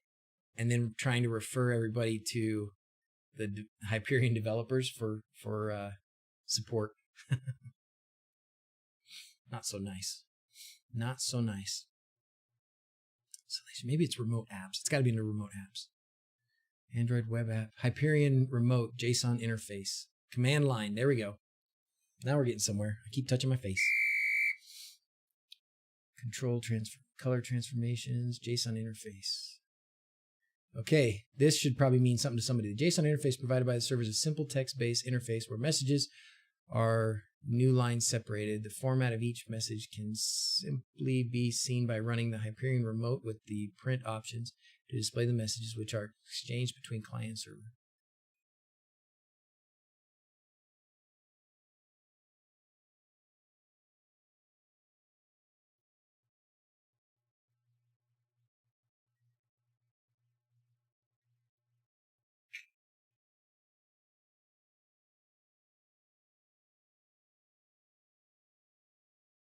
You guys see something in there that would do it? Toggle real-time UDP and WLAD by hitting the API. Okay, Jason, how do you hit the API? What's the API command there, then? Help us get to that point. 10,000 acorns. We got to figure out how to way to use those. How's the 3D print progressing? We are so squirrely today. Huh? It's a lot slower. Right? It's a lot slower. Did you see? Oh, I don't know if you were gone for a bit there, but Father Time, but this is the first one. And everything went fine with this vase thing until this upper edge. See how the upper edge is not all on one level? So what happened is when you're doing it in vase mode, it would just go from the end of this one and just straight over to this one and back around like this. And it never stopped extruding. So I ended up with a whole bunch of stuff in there, and then I had to cut it all out, and it's really rough around there. But or nuts. Yeah, those are nuts. Made little nuts. You saw that? Okay. Well, here's the next one. So this one should turn out better. We'll see. It's going to take a lot longer. It's only 4% done. All right, back to the API. What's the API? How do we get to the API? Delay for about 7 seconds on your live feed camera. Is there an issue for normal? In VLC app, the stream is instant. Isam, I don't know. It must have to do with maybe it has to do with the processing power of whatever you're running Home Assistant on. Would be my guess. Because it probably does need to do some kind of processing of those images, and that might be a little more of a struggle for it, depending on what you're using, I guess. That'd be my guess. I don't know, 100%. Okay, Jason, how do you toggle? You have a Nook. Oh, so that shouldn't be a problem. I don't know. Maybe with Postman, but I need to know, so RD equals 0 or RD equals 1. But I don't know what to put. Like, I don't know how to hit the API. That's yeah, you can do it with Postman, or you could do it with a Home Assistant post, right? You could do a command line thing with post and Home Assistant, but I don't know how to get it. Look at the WLED docs. You can send the API over HTTP. Do you have the page? I'm trying to find that page in the docs. I'm here. Is it development?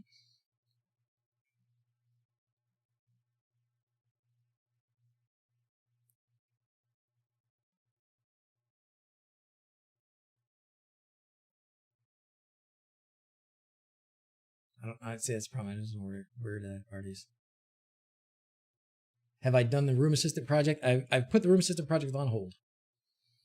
I was having network problems, and I didn't know for sure if there was a lot of interference from the Room Assistant devices, maybe.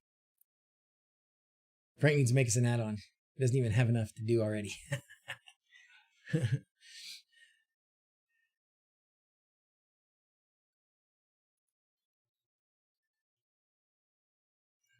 Not going to be under extensions. Windows Grabber, I want that. To expose the WAD real-time setting in Home Assistant. Oh, in Air Cookies documents. Oh, I'm sorry. Oh, yeah, okay. Okay, I'm sorry. So we want to do it from WLED, not from Hyperion. Gotcha. Okay, well, that's easier. Okay.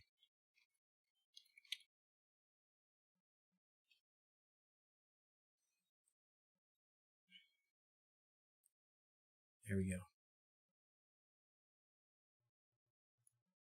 Oh, it said DrZzs on there. I'm on. Yeah!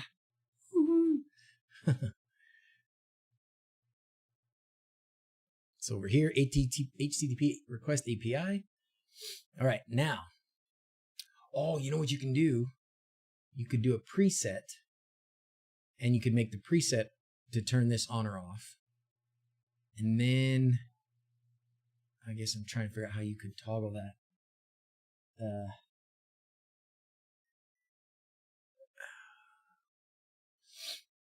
IP address. So the basic URL scheme is IP address /win, and then this.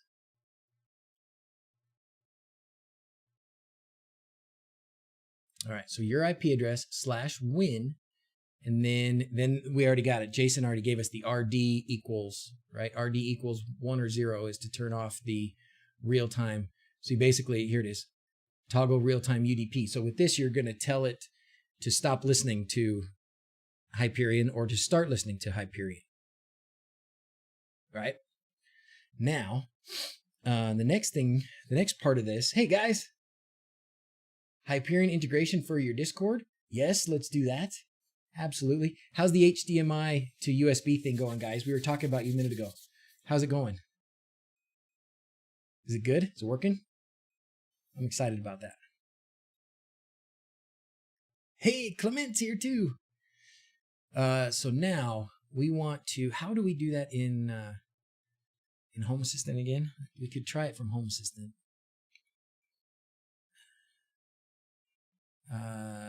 Post.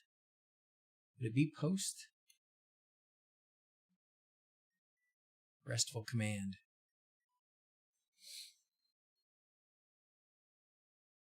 I think. Is that what you guys would use? First one did work for a few hours. Oh, you got a second one on the slow boat? Okay. Okay. All right, Toon Man. We haven't had anybody follow in like an hour. Must not be a very good stream today. It's a great stream. I'm having a good time. So it matters. Here we go. Perfect. Perfect. So we make a new command. We make a new REST command. And we call it example request or whatever we want to call it. So let's do that. My request. Okay, sweet. Sweet. Let's do it. I'm on streamer mode, so I'm not getting anybody's messages here. Oh, what? There it is. That's what you meant.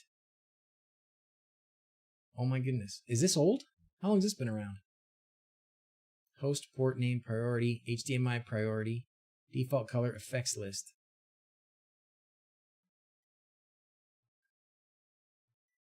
So you can, oh my goodness.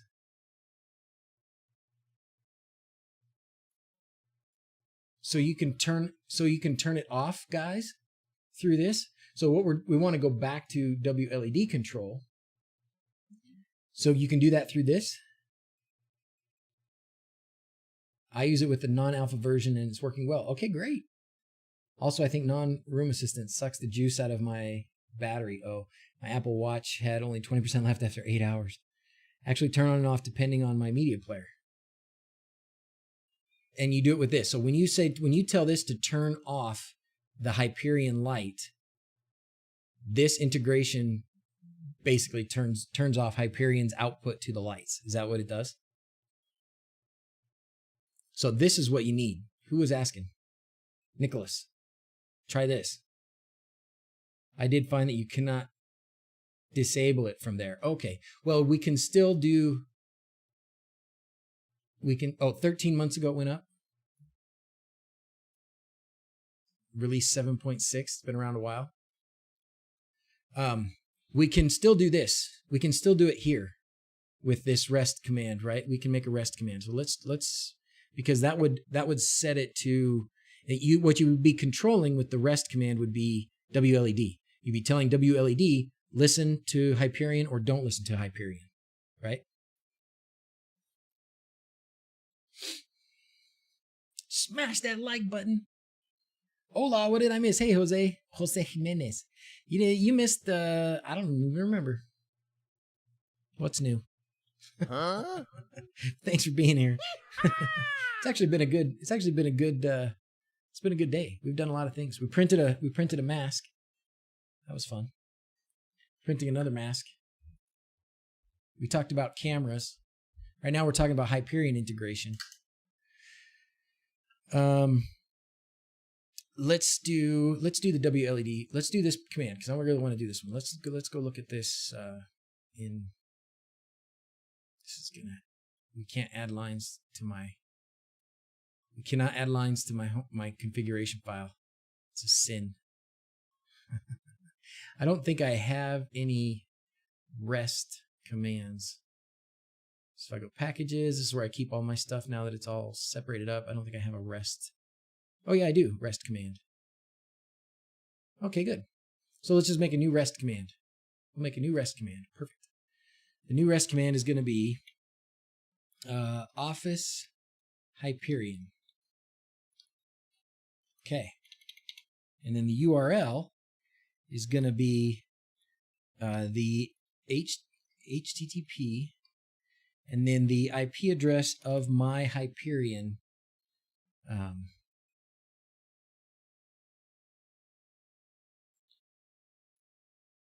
Hold on, I'm going to marker.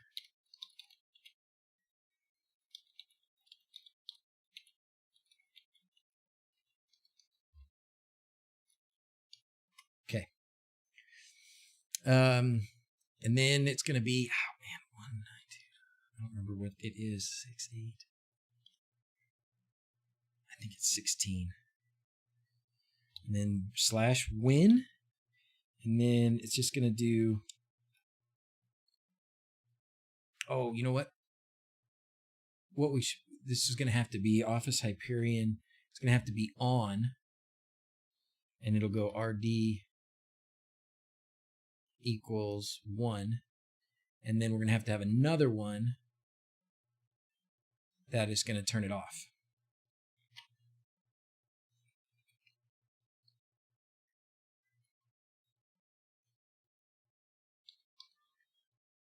Oh wait, no, 16. This isn't right. It's got to go to the WLED board, not Hyperion. So it's got to go to the WLED board, which is 218 in this case. 218. Okay, great. So that'll do it. So what this is going to do is going to give me two new REST commands. So it'll be a service, and it'll be REST command dot this, right? And if I activate the on one, it will send this. It'll send this API command to WLED, and this will turn on the real-time UDP. If I click this one, it will turn off real-time UDP. And that will tell my WLED board to either listen to Hyperion or don't listen to Hyperion. Right? Does that look like it'll work? And the URL should be a question mark, should it? Probably. Let's look and see. Let's look at the WLED. No, I think it should be. I think it's and. Yeah, right there. We're just copying. We're basically doing the same thing as this. So when and then whatever the command equals whatever, right? Looks good, right? What is Hyperion? TMC, Hyperion is awesome. So Hyperion is, you see this little logo? This tells you what it is, kind of, in a little hidden way. It's a TV, and then on the back of your TV, you've got strips of LEDs, of RGB LEDs, and Hyperion is a software that takes a video input, so you split your video input, and it takes the video input and it sort of dumbs it down and then sends out the colors to those LEDs that are on the back of your TV. So if in the upper left corner of your TV, there's something that's blue, then behind your TV, you'll be shining some blue lights. And if the other part of your TV has something that's red, then it will, behind your TV, show some things that are red. And as your TV, as the video changes position on your screen, as things move around on your screen, those colors stay, they coordinate with what's on your screen. And it's really a pretty cool effect. It's good for gaming and movies and stuff. It's pretty neat. It's pretty neat. Hey, Carlo, if it works, ship it. I think it should work. Let's save it. I don't think I need that. Don't save it. It's fine. Okay, that works. So let's restart Home Assistant. Dun, dun, dun, dun, dun, dun, dun, dun, dun, dun, dun, dun. If I click that and I don't get anything, it should be okay to restart. All right, let's try it and we'll hold it. No, it should restart. Hopefully that works. It used to work.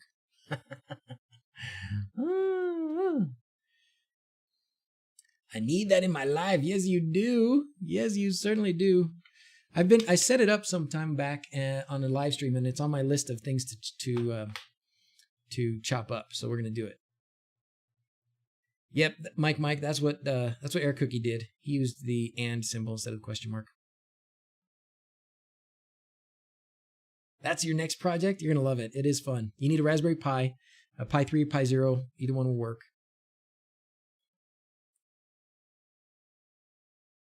I did notice when I tried to take my, like, it's not even connected.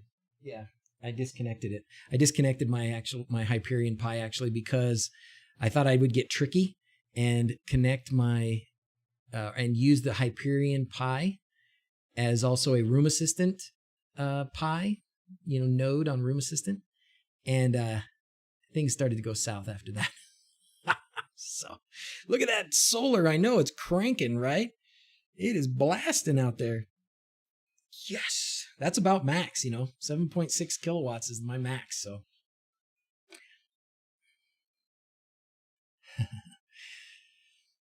What would be the list of things that I would need to run that?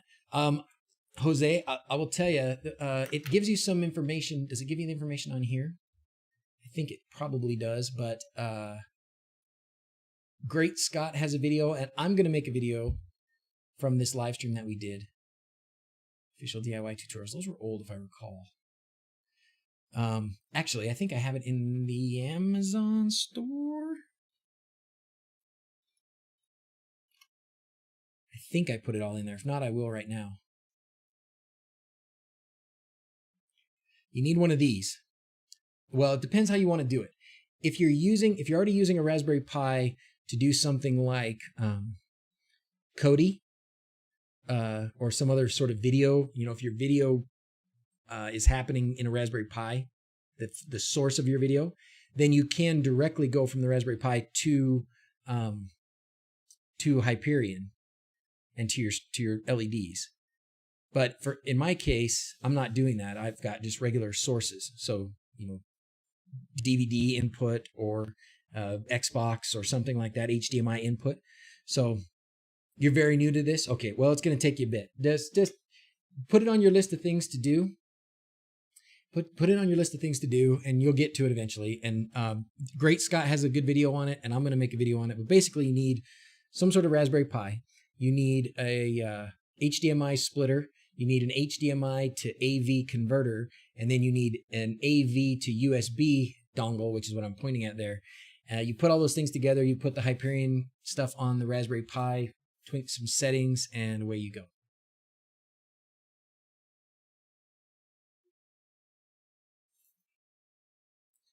I'll give you the link to this so you can. Where'd it go? Oh, no. I'll give you the link to this, but I think this probably needs some update. How did I hit the restart button? Did it work? Yeah, it did. So I have these buttons. I have restart Home Assistant and reload automation buttons. I can show you once it comes back up. It's off right now. But once it comes back up, I'll show you how that works. Yeah, Hasio restart.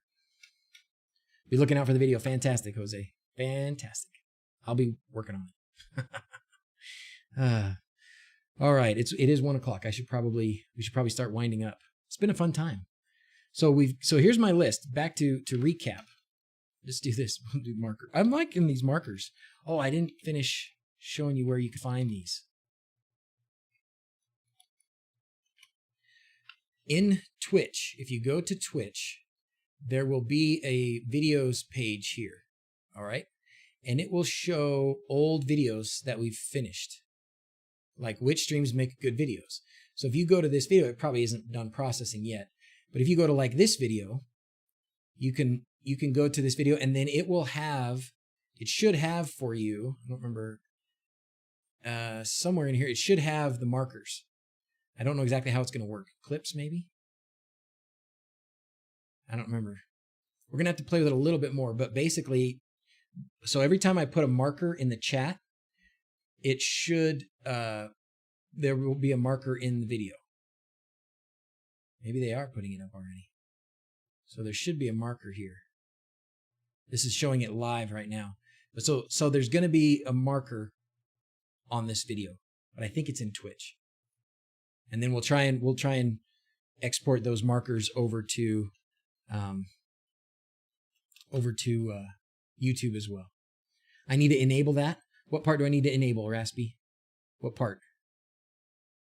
It's in my video editor? Okay. In my video editor. Okay. I'll have to check it out. Hopefully it'll show up for everybody. If it doesn't, then we'll, maybe there's another step or two, but at least it's marking it live. That's going to be helpful for me to go back and for others to go back and be able to look at the videos and say, oh, this is when we talked about this. This is when we talked about that. But we're not going to try. Do or do not. There is no try. All right. Oh, let's look at the list of things that we talked about. So these are the things that I want to make, that I'm going to chop up videos about. Okay. So if you have other requests, things that we've done on the live streams in the last 2 or 3 weeks, however long we've been doing all these live streams, that you want in chopped up videos, I'm just making a list, a priority list. So Hyperion is one. And I know I did an install and I got some things working. And so Hyperion is a good one. So we'll go through that. Although it might be easier to just set it up fresh.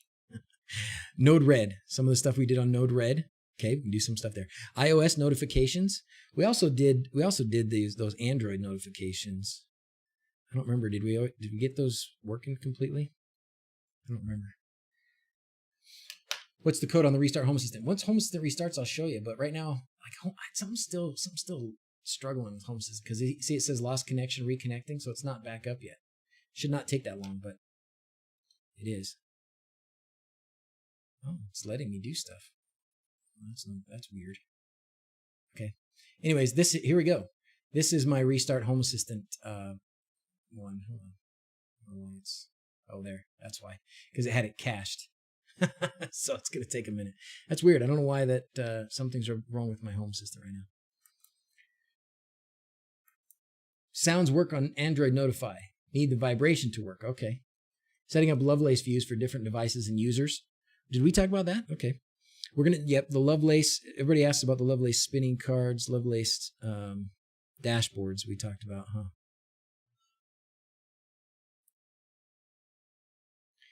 iOS notifications, animated background was a good one. Animated background, room assistant we talked about. Browser mod was a good one.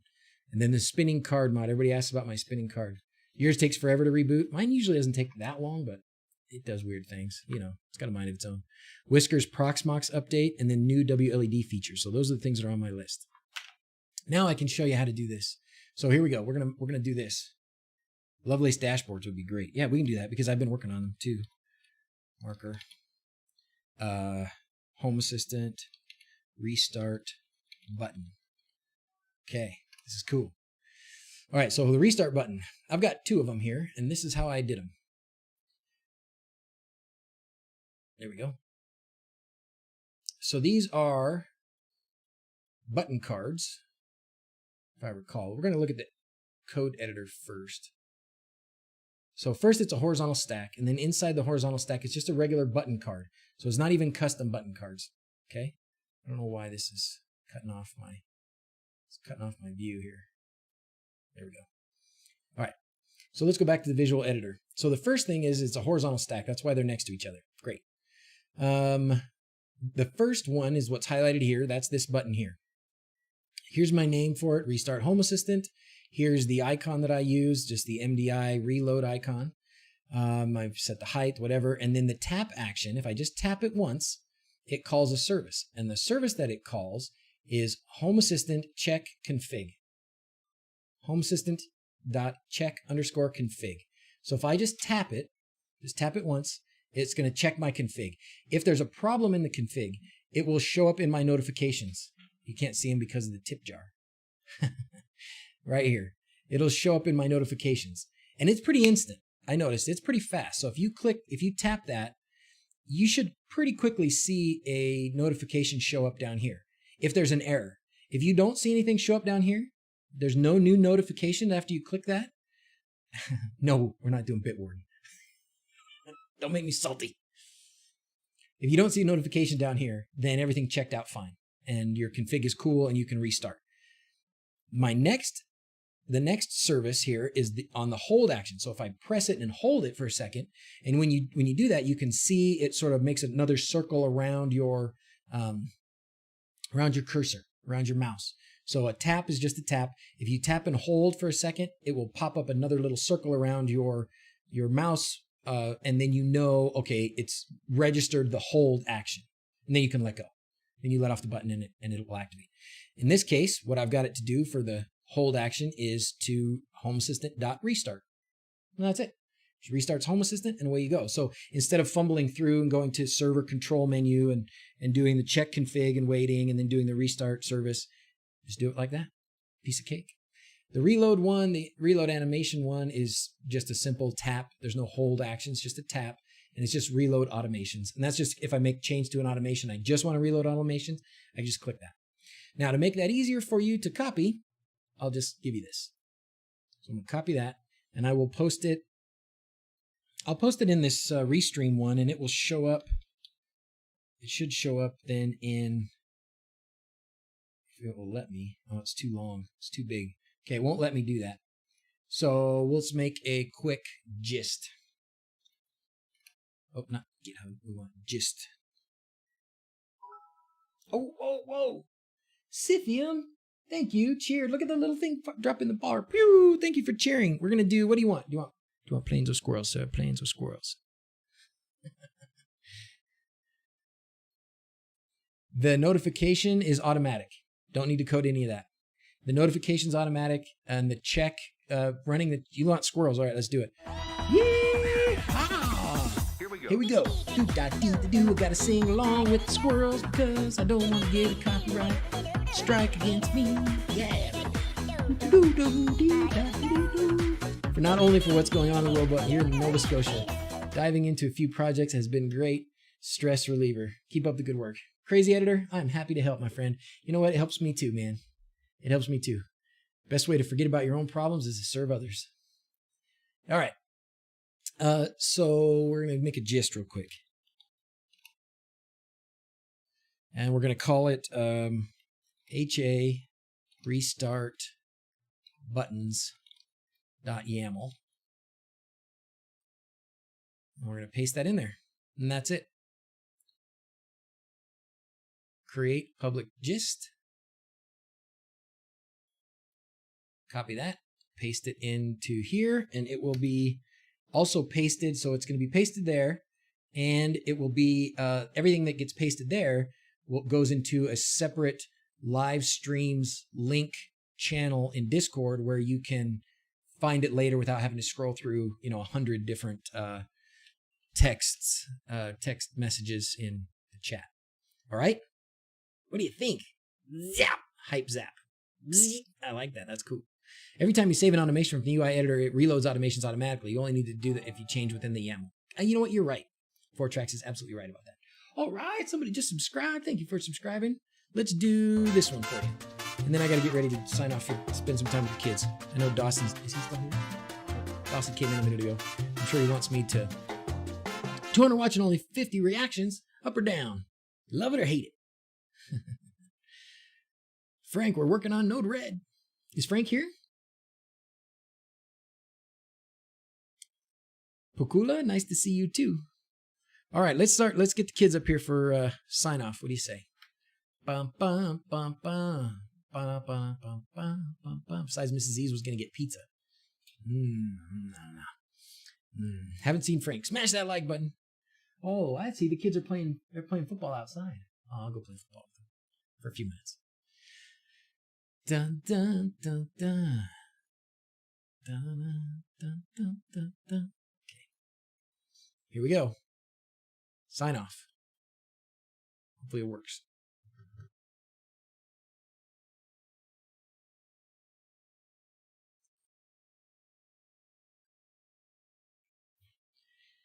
Should have done it by now. I might have to sign off by myself. Sign off didn't work. I wonder why. New device discovered. Let's check it out. It's going to be connected board. It does this.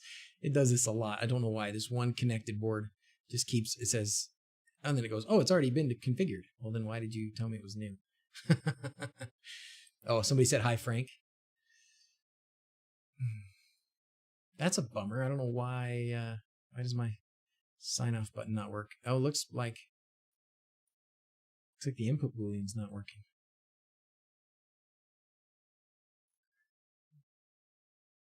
Oh, somebody's exercising in the basement. We don't want to watch that. She doesn't know that either. That's a neighbor. She's just come over to use the gym. Oh my gosh. Ooh. Oh. My light. Who turned on my light? Who needs me? Restart node red. You need a restart node red? Oh. Probably true. It's probably node red. That's right. It's because of node red. It's because of node red. Thank you. This is like the Batman light. Like you turn that light on and it's like, okay, I know I need to pay attention. What's going on? That's a good time. Oh my gosh. The WLED test. Well, my Hyperion's not on. We can look and see that we can look at those services though. We should be able to find those services. So here they are. Here's the rest command Hyperion on and rest command Hyperion off. I guess let's look at, we can do it this way.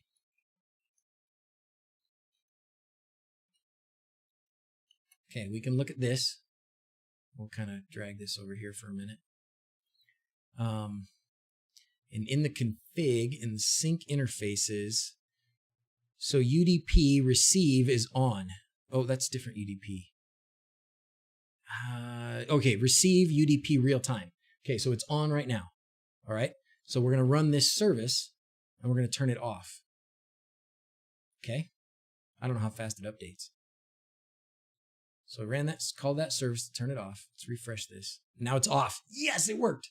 Bum, bum, bum, bum, ba da da da bum, bum, bum, bum. Okay, and then if we want to turn it back on, we do that. And then we'll just refresh this. And there it is, back on. Yeah, oh, it freaking works. It's like the opposite of failing. Oh, take that, fail guy. Oh. Public bulb on my mods can flash when it needs to read the chat. Yeah, that's kind of what we did, 4Tracks. Kind of what we did. We kept, right now, I mean, we just barely got it started, so we haven't released it to everybody yet. Or, you know, we'll probably, what I want to do is I want to set up different, sort of different levels of lights. So when a certain color comes on, I know it's certain mods trying to get my attention. But I think that's great, right? Isn't that cool? This was the maiden voyage. There's also a text-to-speech thing, which I don't, you know what? If you do this,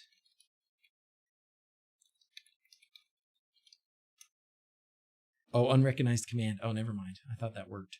Maybe I didn't turn it on. Okay, scratch that. With the WLED API, you could use WLED for that. Oh, for this thing? Or what? Oh, yes. You mean for different, with different lights. Yep, that's exactly. And I think, Jason, that's what I'm going to do. I think what I'll do is I will make different segments and sort of presets or something, most likely. And then I will make webhook automations. So automations that are triggered by webhooks. And then those webhooks or those automations will do a certain thing. Each one will do a different, light up a different segment in a different color kind of thing. And then, certain commands will trigger those different webhooks. And that's how I'll be able to see what's going on. Red for me, green for Mark, orange for Sir Goodenough. All right. Set a private channel for mods. Yep. And we've got some, by the way, I've been trying to go through and add some new people to different mod roles and stuff. So if you feel like, hey, I'd like to be a mod or be a helper in some way, let me know. Or some of the other mod guys, let them know. And we have different tiers and different names for different responsibilities, but it's pretty much all the same. And we can add people. So for text-to-speech in Discord, there's got to be a way, right? Can you just shock the chair, Carlo? I'm watching you, buddy. I'm watching you. Yeah, we could probably do that actually. Yona, Yona, did you see in Discord? There's a it's for anybody it's based on your Discord. It'll be a Discord based command. So the bot is working in Discord. So it'll be a Discord based command. So you may not see anything in the chat here that says, okay, mod or no mod or whatever. But it will be in Discord. It will show up as a color on your name. And that's how it'll function through that. So I can install my tab Hasio in my bar. Oh, good. You got it figured out? Or did you say you can't? Because I know, Andrisk, you've been having troubles with that. And I'm sorry, I don't know exactly what the problem or how exactly to fix it. Oh, Blade got his monitor. He's going to be out of commission for a while because he's going to be playing with that new toy.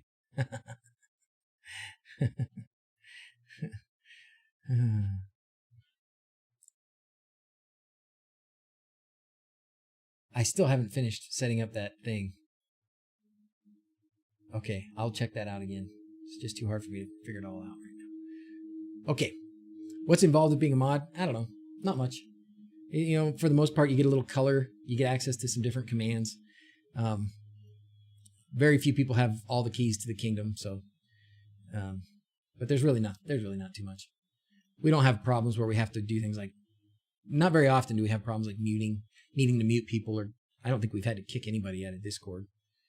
We haven't gotten to that level. And there is yes, there will be special chat rooms, sort of mod based level chat rooms, or I should be calling them roles. They're different roles. And so different chat rooms, and every role will have access to that chat room, and then some other chat rooms probably too, but I don't know. I can do that too.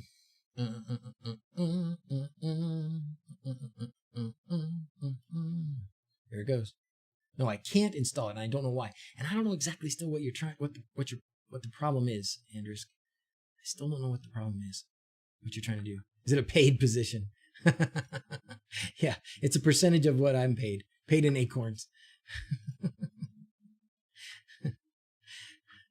Okay. Back to signing off. We need to restart Home Assistant so we can sign off. And the lawnmower is on.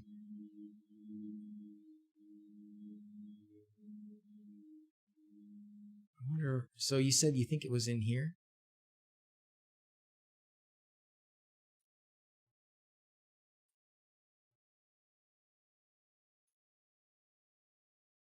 That's weird. I wonder. It says it's connected. This all says it's ready.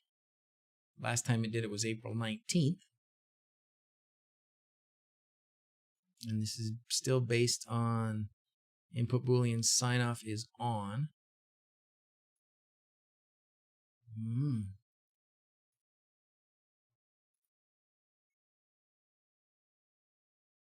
Oh, what do you need? Just go restart flows. Okay, I didn't know that was a thing I had to do. Oh, is it a command here? That's awesome. Is restart flows in here? Where's restart flows? Never seen such a thing. It's not here. That's what happens. Try and teach an old dog. You sent it to me in Discord.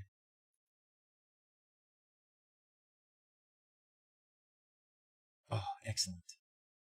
Okay, JH, you are signed up, brother.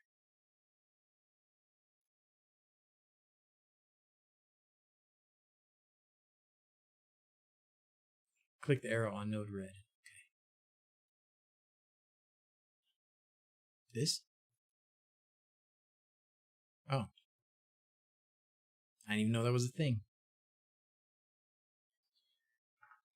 Oh, yeah? The node red palette looks amazing. Oh, fantastic. Okay, now we should be able to do it, right?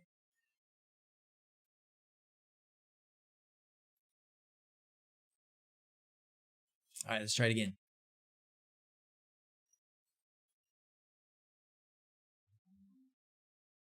That was the trick. That was the trick.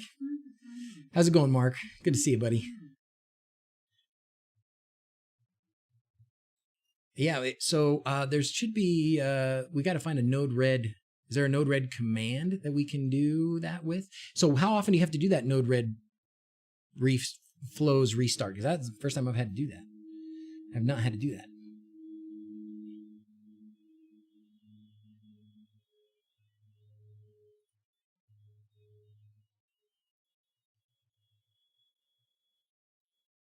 John Harrison. John, post something in YouTube and Twitch real quick so I can get your name. Chat paused due to scroll. Oh, sorry. But it's rare. They check out that printed wall clock. I haven't yet, 4Tracks.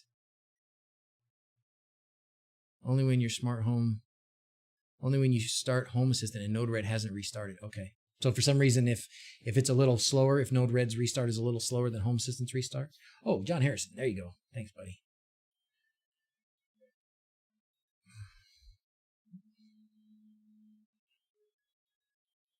Awesome. I put an arrow on the problem where I have this sidebar on the Discord. Yeah, but I'm not sure even what you mean. Let's look at it and see. I'll look at it and see again. Okay, so here's the problem that Andrisk is having. Oh, okay, maybe what you need, if I'm looking at this correctly, I think you have to do you have to turn on, what is it, developer mode or something? Hold on, let me see.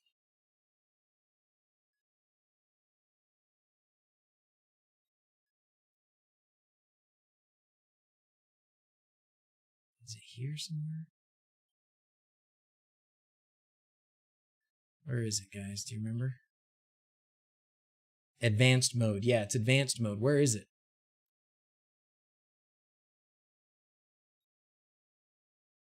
General? No, it's not there. I thought it was here. Advanced mode, right here. So go there, under your name. All right, Andrisk, user account, advanced mode. Turn that on and see if that changes, if that gives you what you mean. Yeah, it's the login. Sorry. All this time, I just didn't know what you meant. Apologize.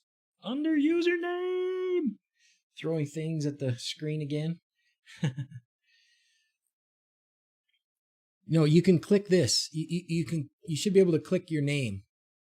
And then you should have advanced mode as an option. I think that's what you're asking.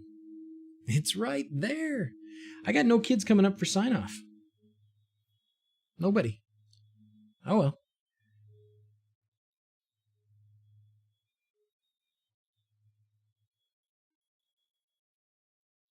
Is it there now, Andrisk? So this is, I called that one flying solo. Yeah, you did. You did. Even admin won't see until you turn that on. Sign off like you're putting us to sleep. I say, you know, it's funny. There are things that I say a lot. You're getting not available on your Wise cams. C. Washburn, go to the Wise app. Try this anyways. Go to the Wise app. I'm assuming you're using RTSP, right? Go to the Wise app on your phone or whatever, and then go to advanced mode and go to the RTSP stream and put, I think you have to put like activate stream or something like that. And you have to just sort of refresh that. All right, you've got advanced mode turned on. So I still don't know, Andrisk. I'm sorry, dude. I'm trying to help you. I don't know what you're missing. What is missing? So you've got advanced mode turned on. What is it you're not getting? You got configuration, you got developer tools. All these other things that I have are because I have add-ons. So what is it you're missing?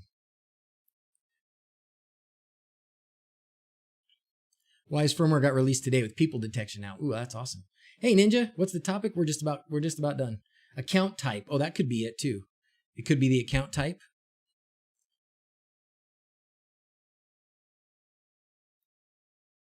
Thank you, Toshgate.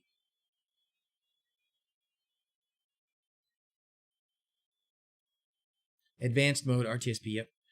Which streams will make good videos? Yeah, that's the title. Yep. And that's kind of what we started with, and we've kind of bounced around. We did a couple good things, but I made a list of the streams that I'm going to download to chop up into bits. He's missing Hass.io and running Home Assistant. Is he just missing Supervisor? Maybe. Squirrel much? We scrolled a bit. Nobody else see Washburn? You missed the configurator and Ator? Only I have the configurator and Ator. Frank gave me that special. But it does do file editor, I think is the name of it, so it's there. He's not showing the supervisor menu. You don't get it in Home Assistant. So there you go. So if Andrisk, if you're running Home Assistant Core, like how do you have Home Assistant installed? If you're not running it, if it's not sort of the base operating system, if you're not running it as what we used to call Hass.io, then you don't get the supervisor. It's just the way you're running it.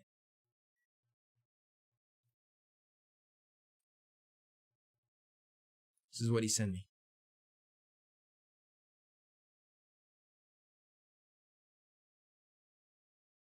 Yeah, you just running this in Windows or something? How are you running it?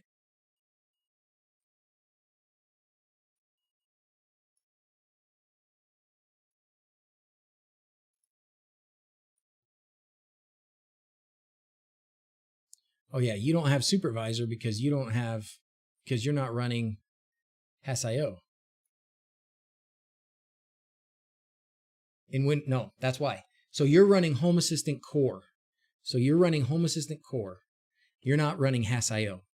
So without running Hass.io, you're not going to have the add-ons and things. You have to configure those things yourself. So you don't have a Raspberry? You can run it in Windows if you run it as a virtual machine.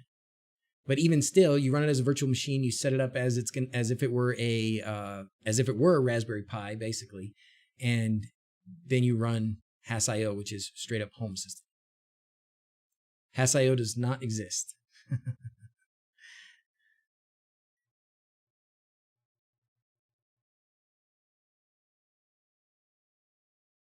Sorry, we could have avoided a lot of confusion, but that's the problem. Can I teach you? No. No, I can't. Andrisk, I like helping people a lot, but I can't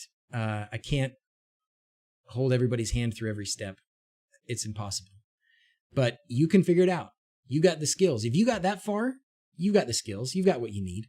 I've made videos. There's other people that make videos. Rob from The Hookup has a brand new video. 1M Tech's got good videos about it.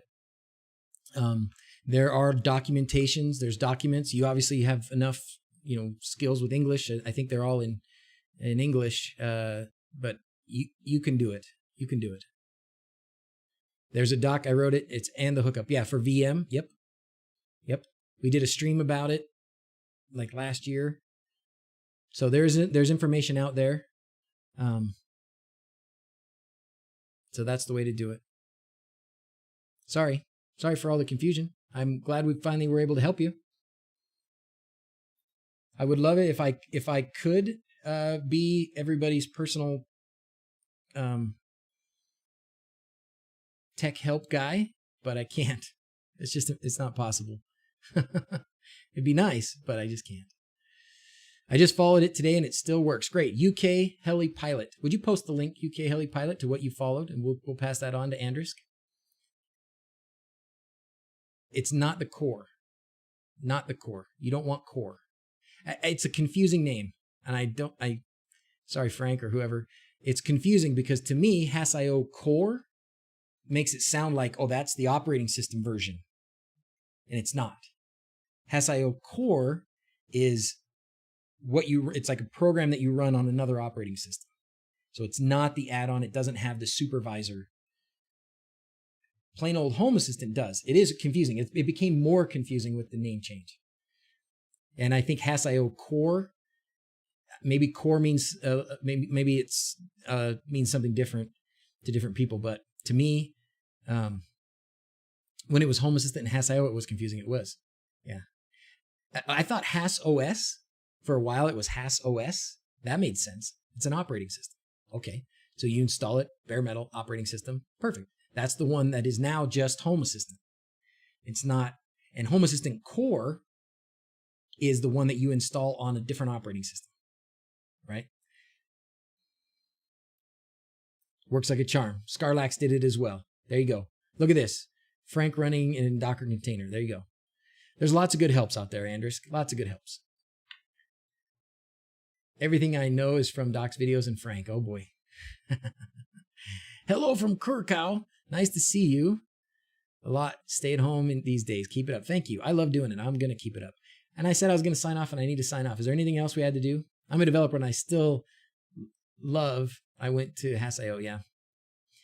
Has.io is, I don't know how to not say Has.io anymore.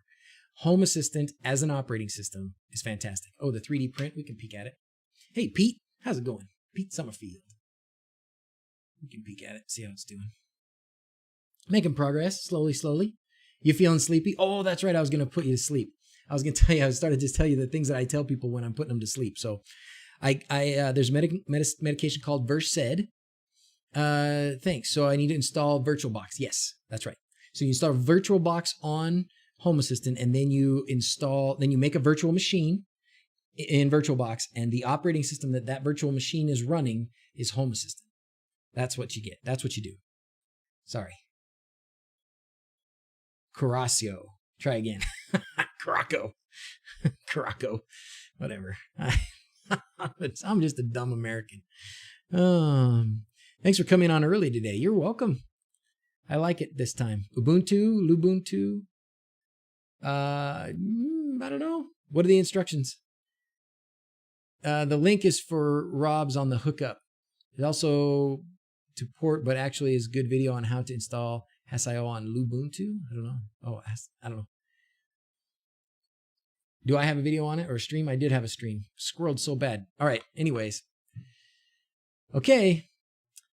Giving you the sleepy time medicine now. It may burn a little bit. That's just how you know it's working.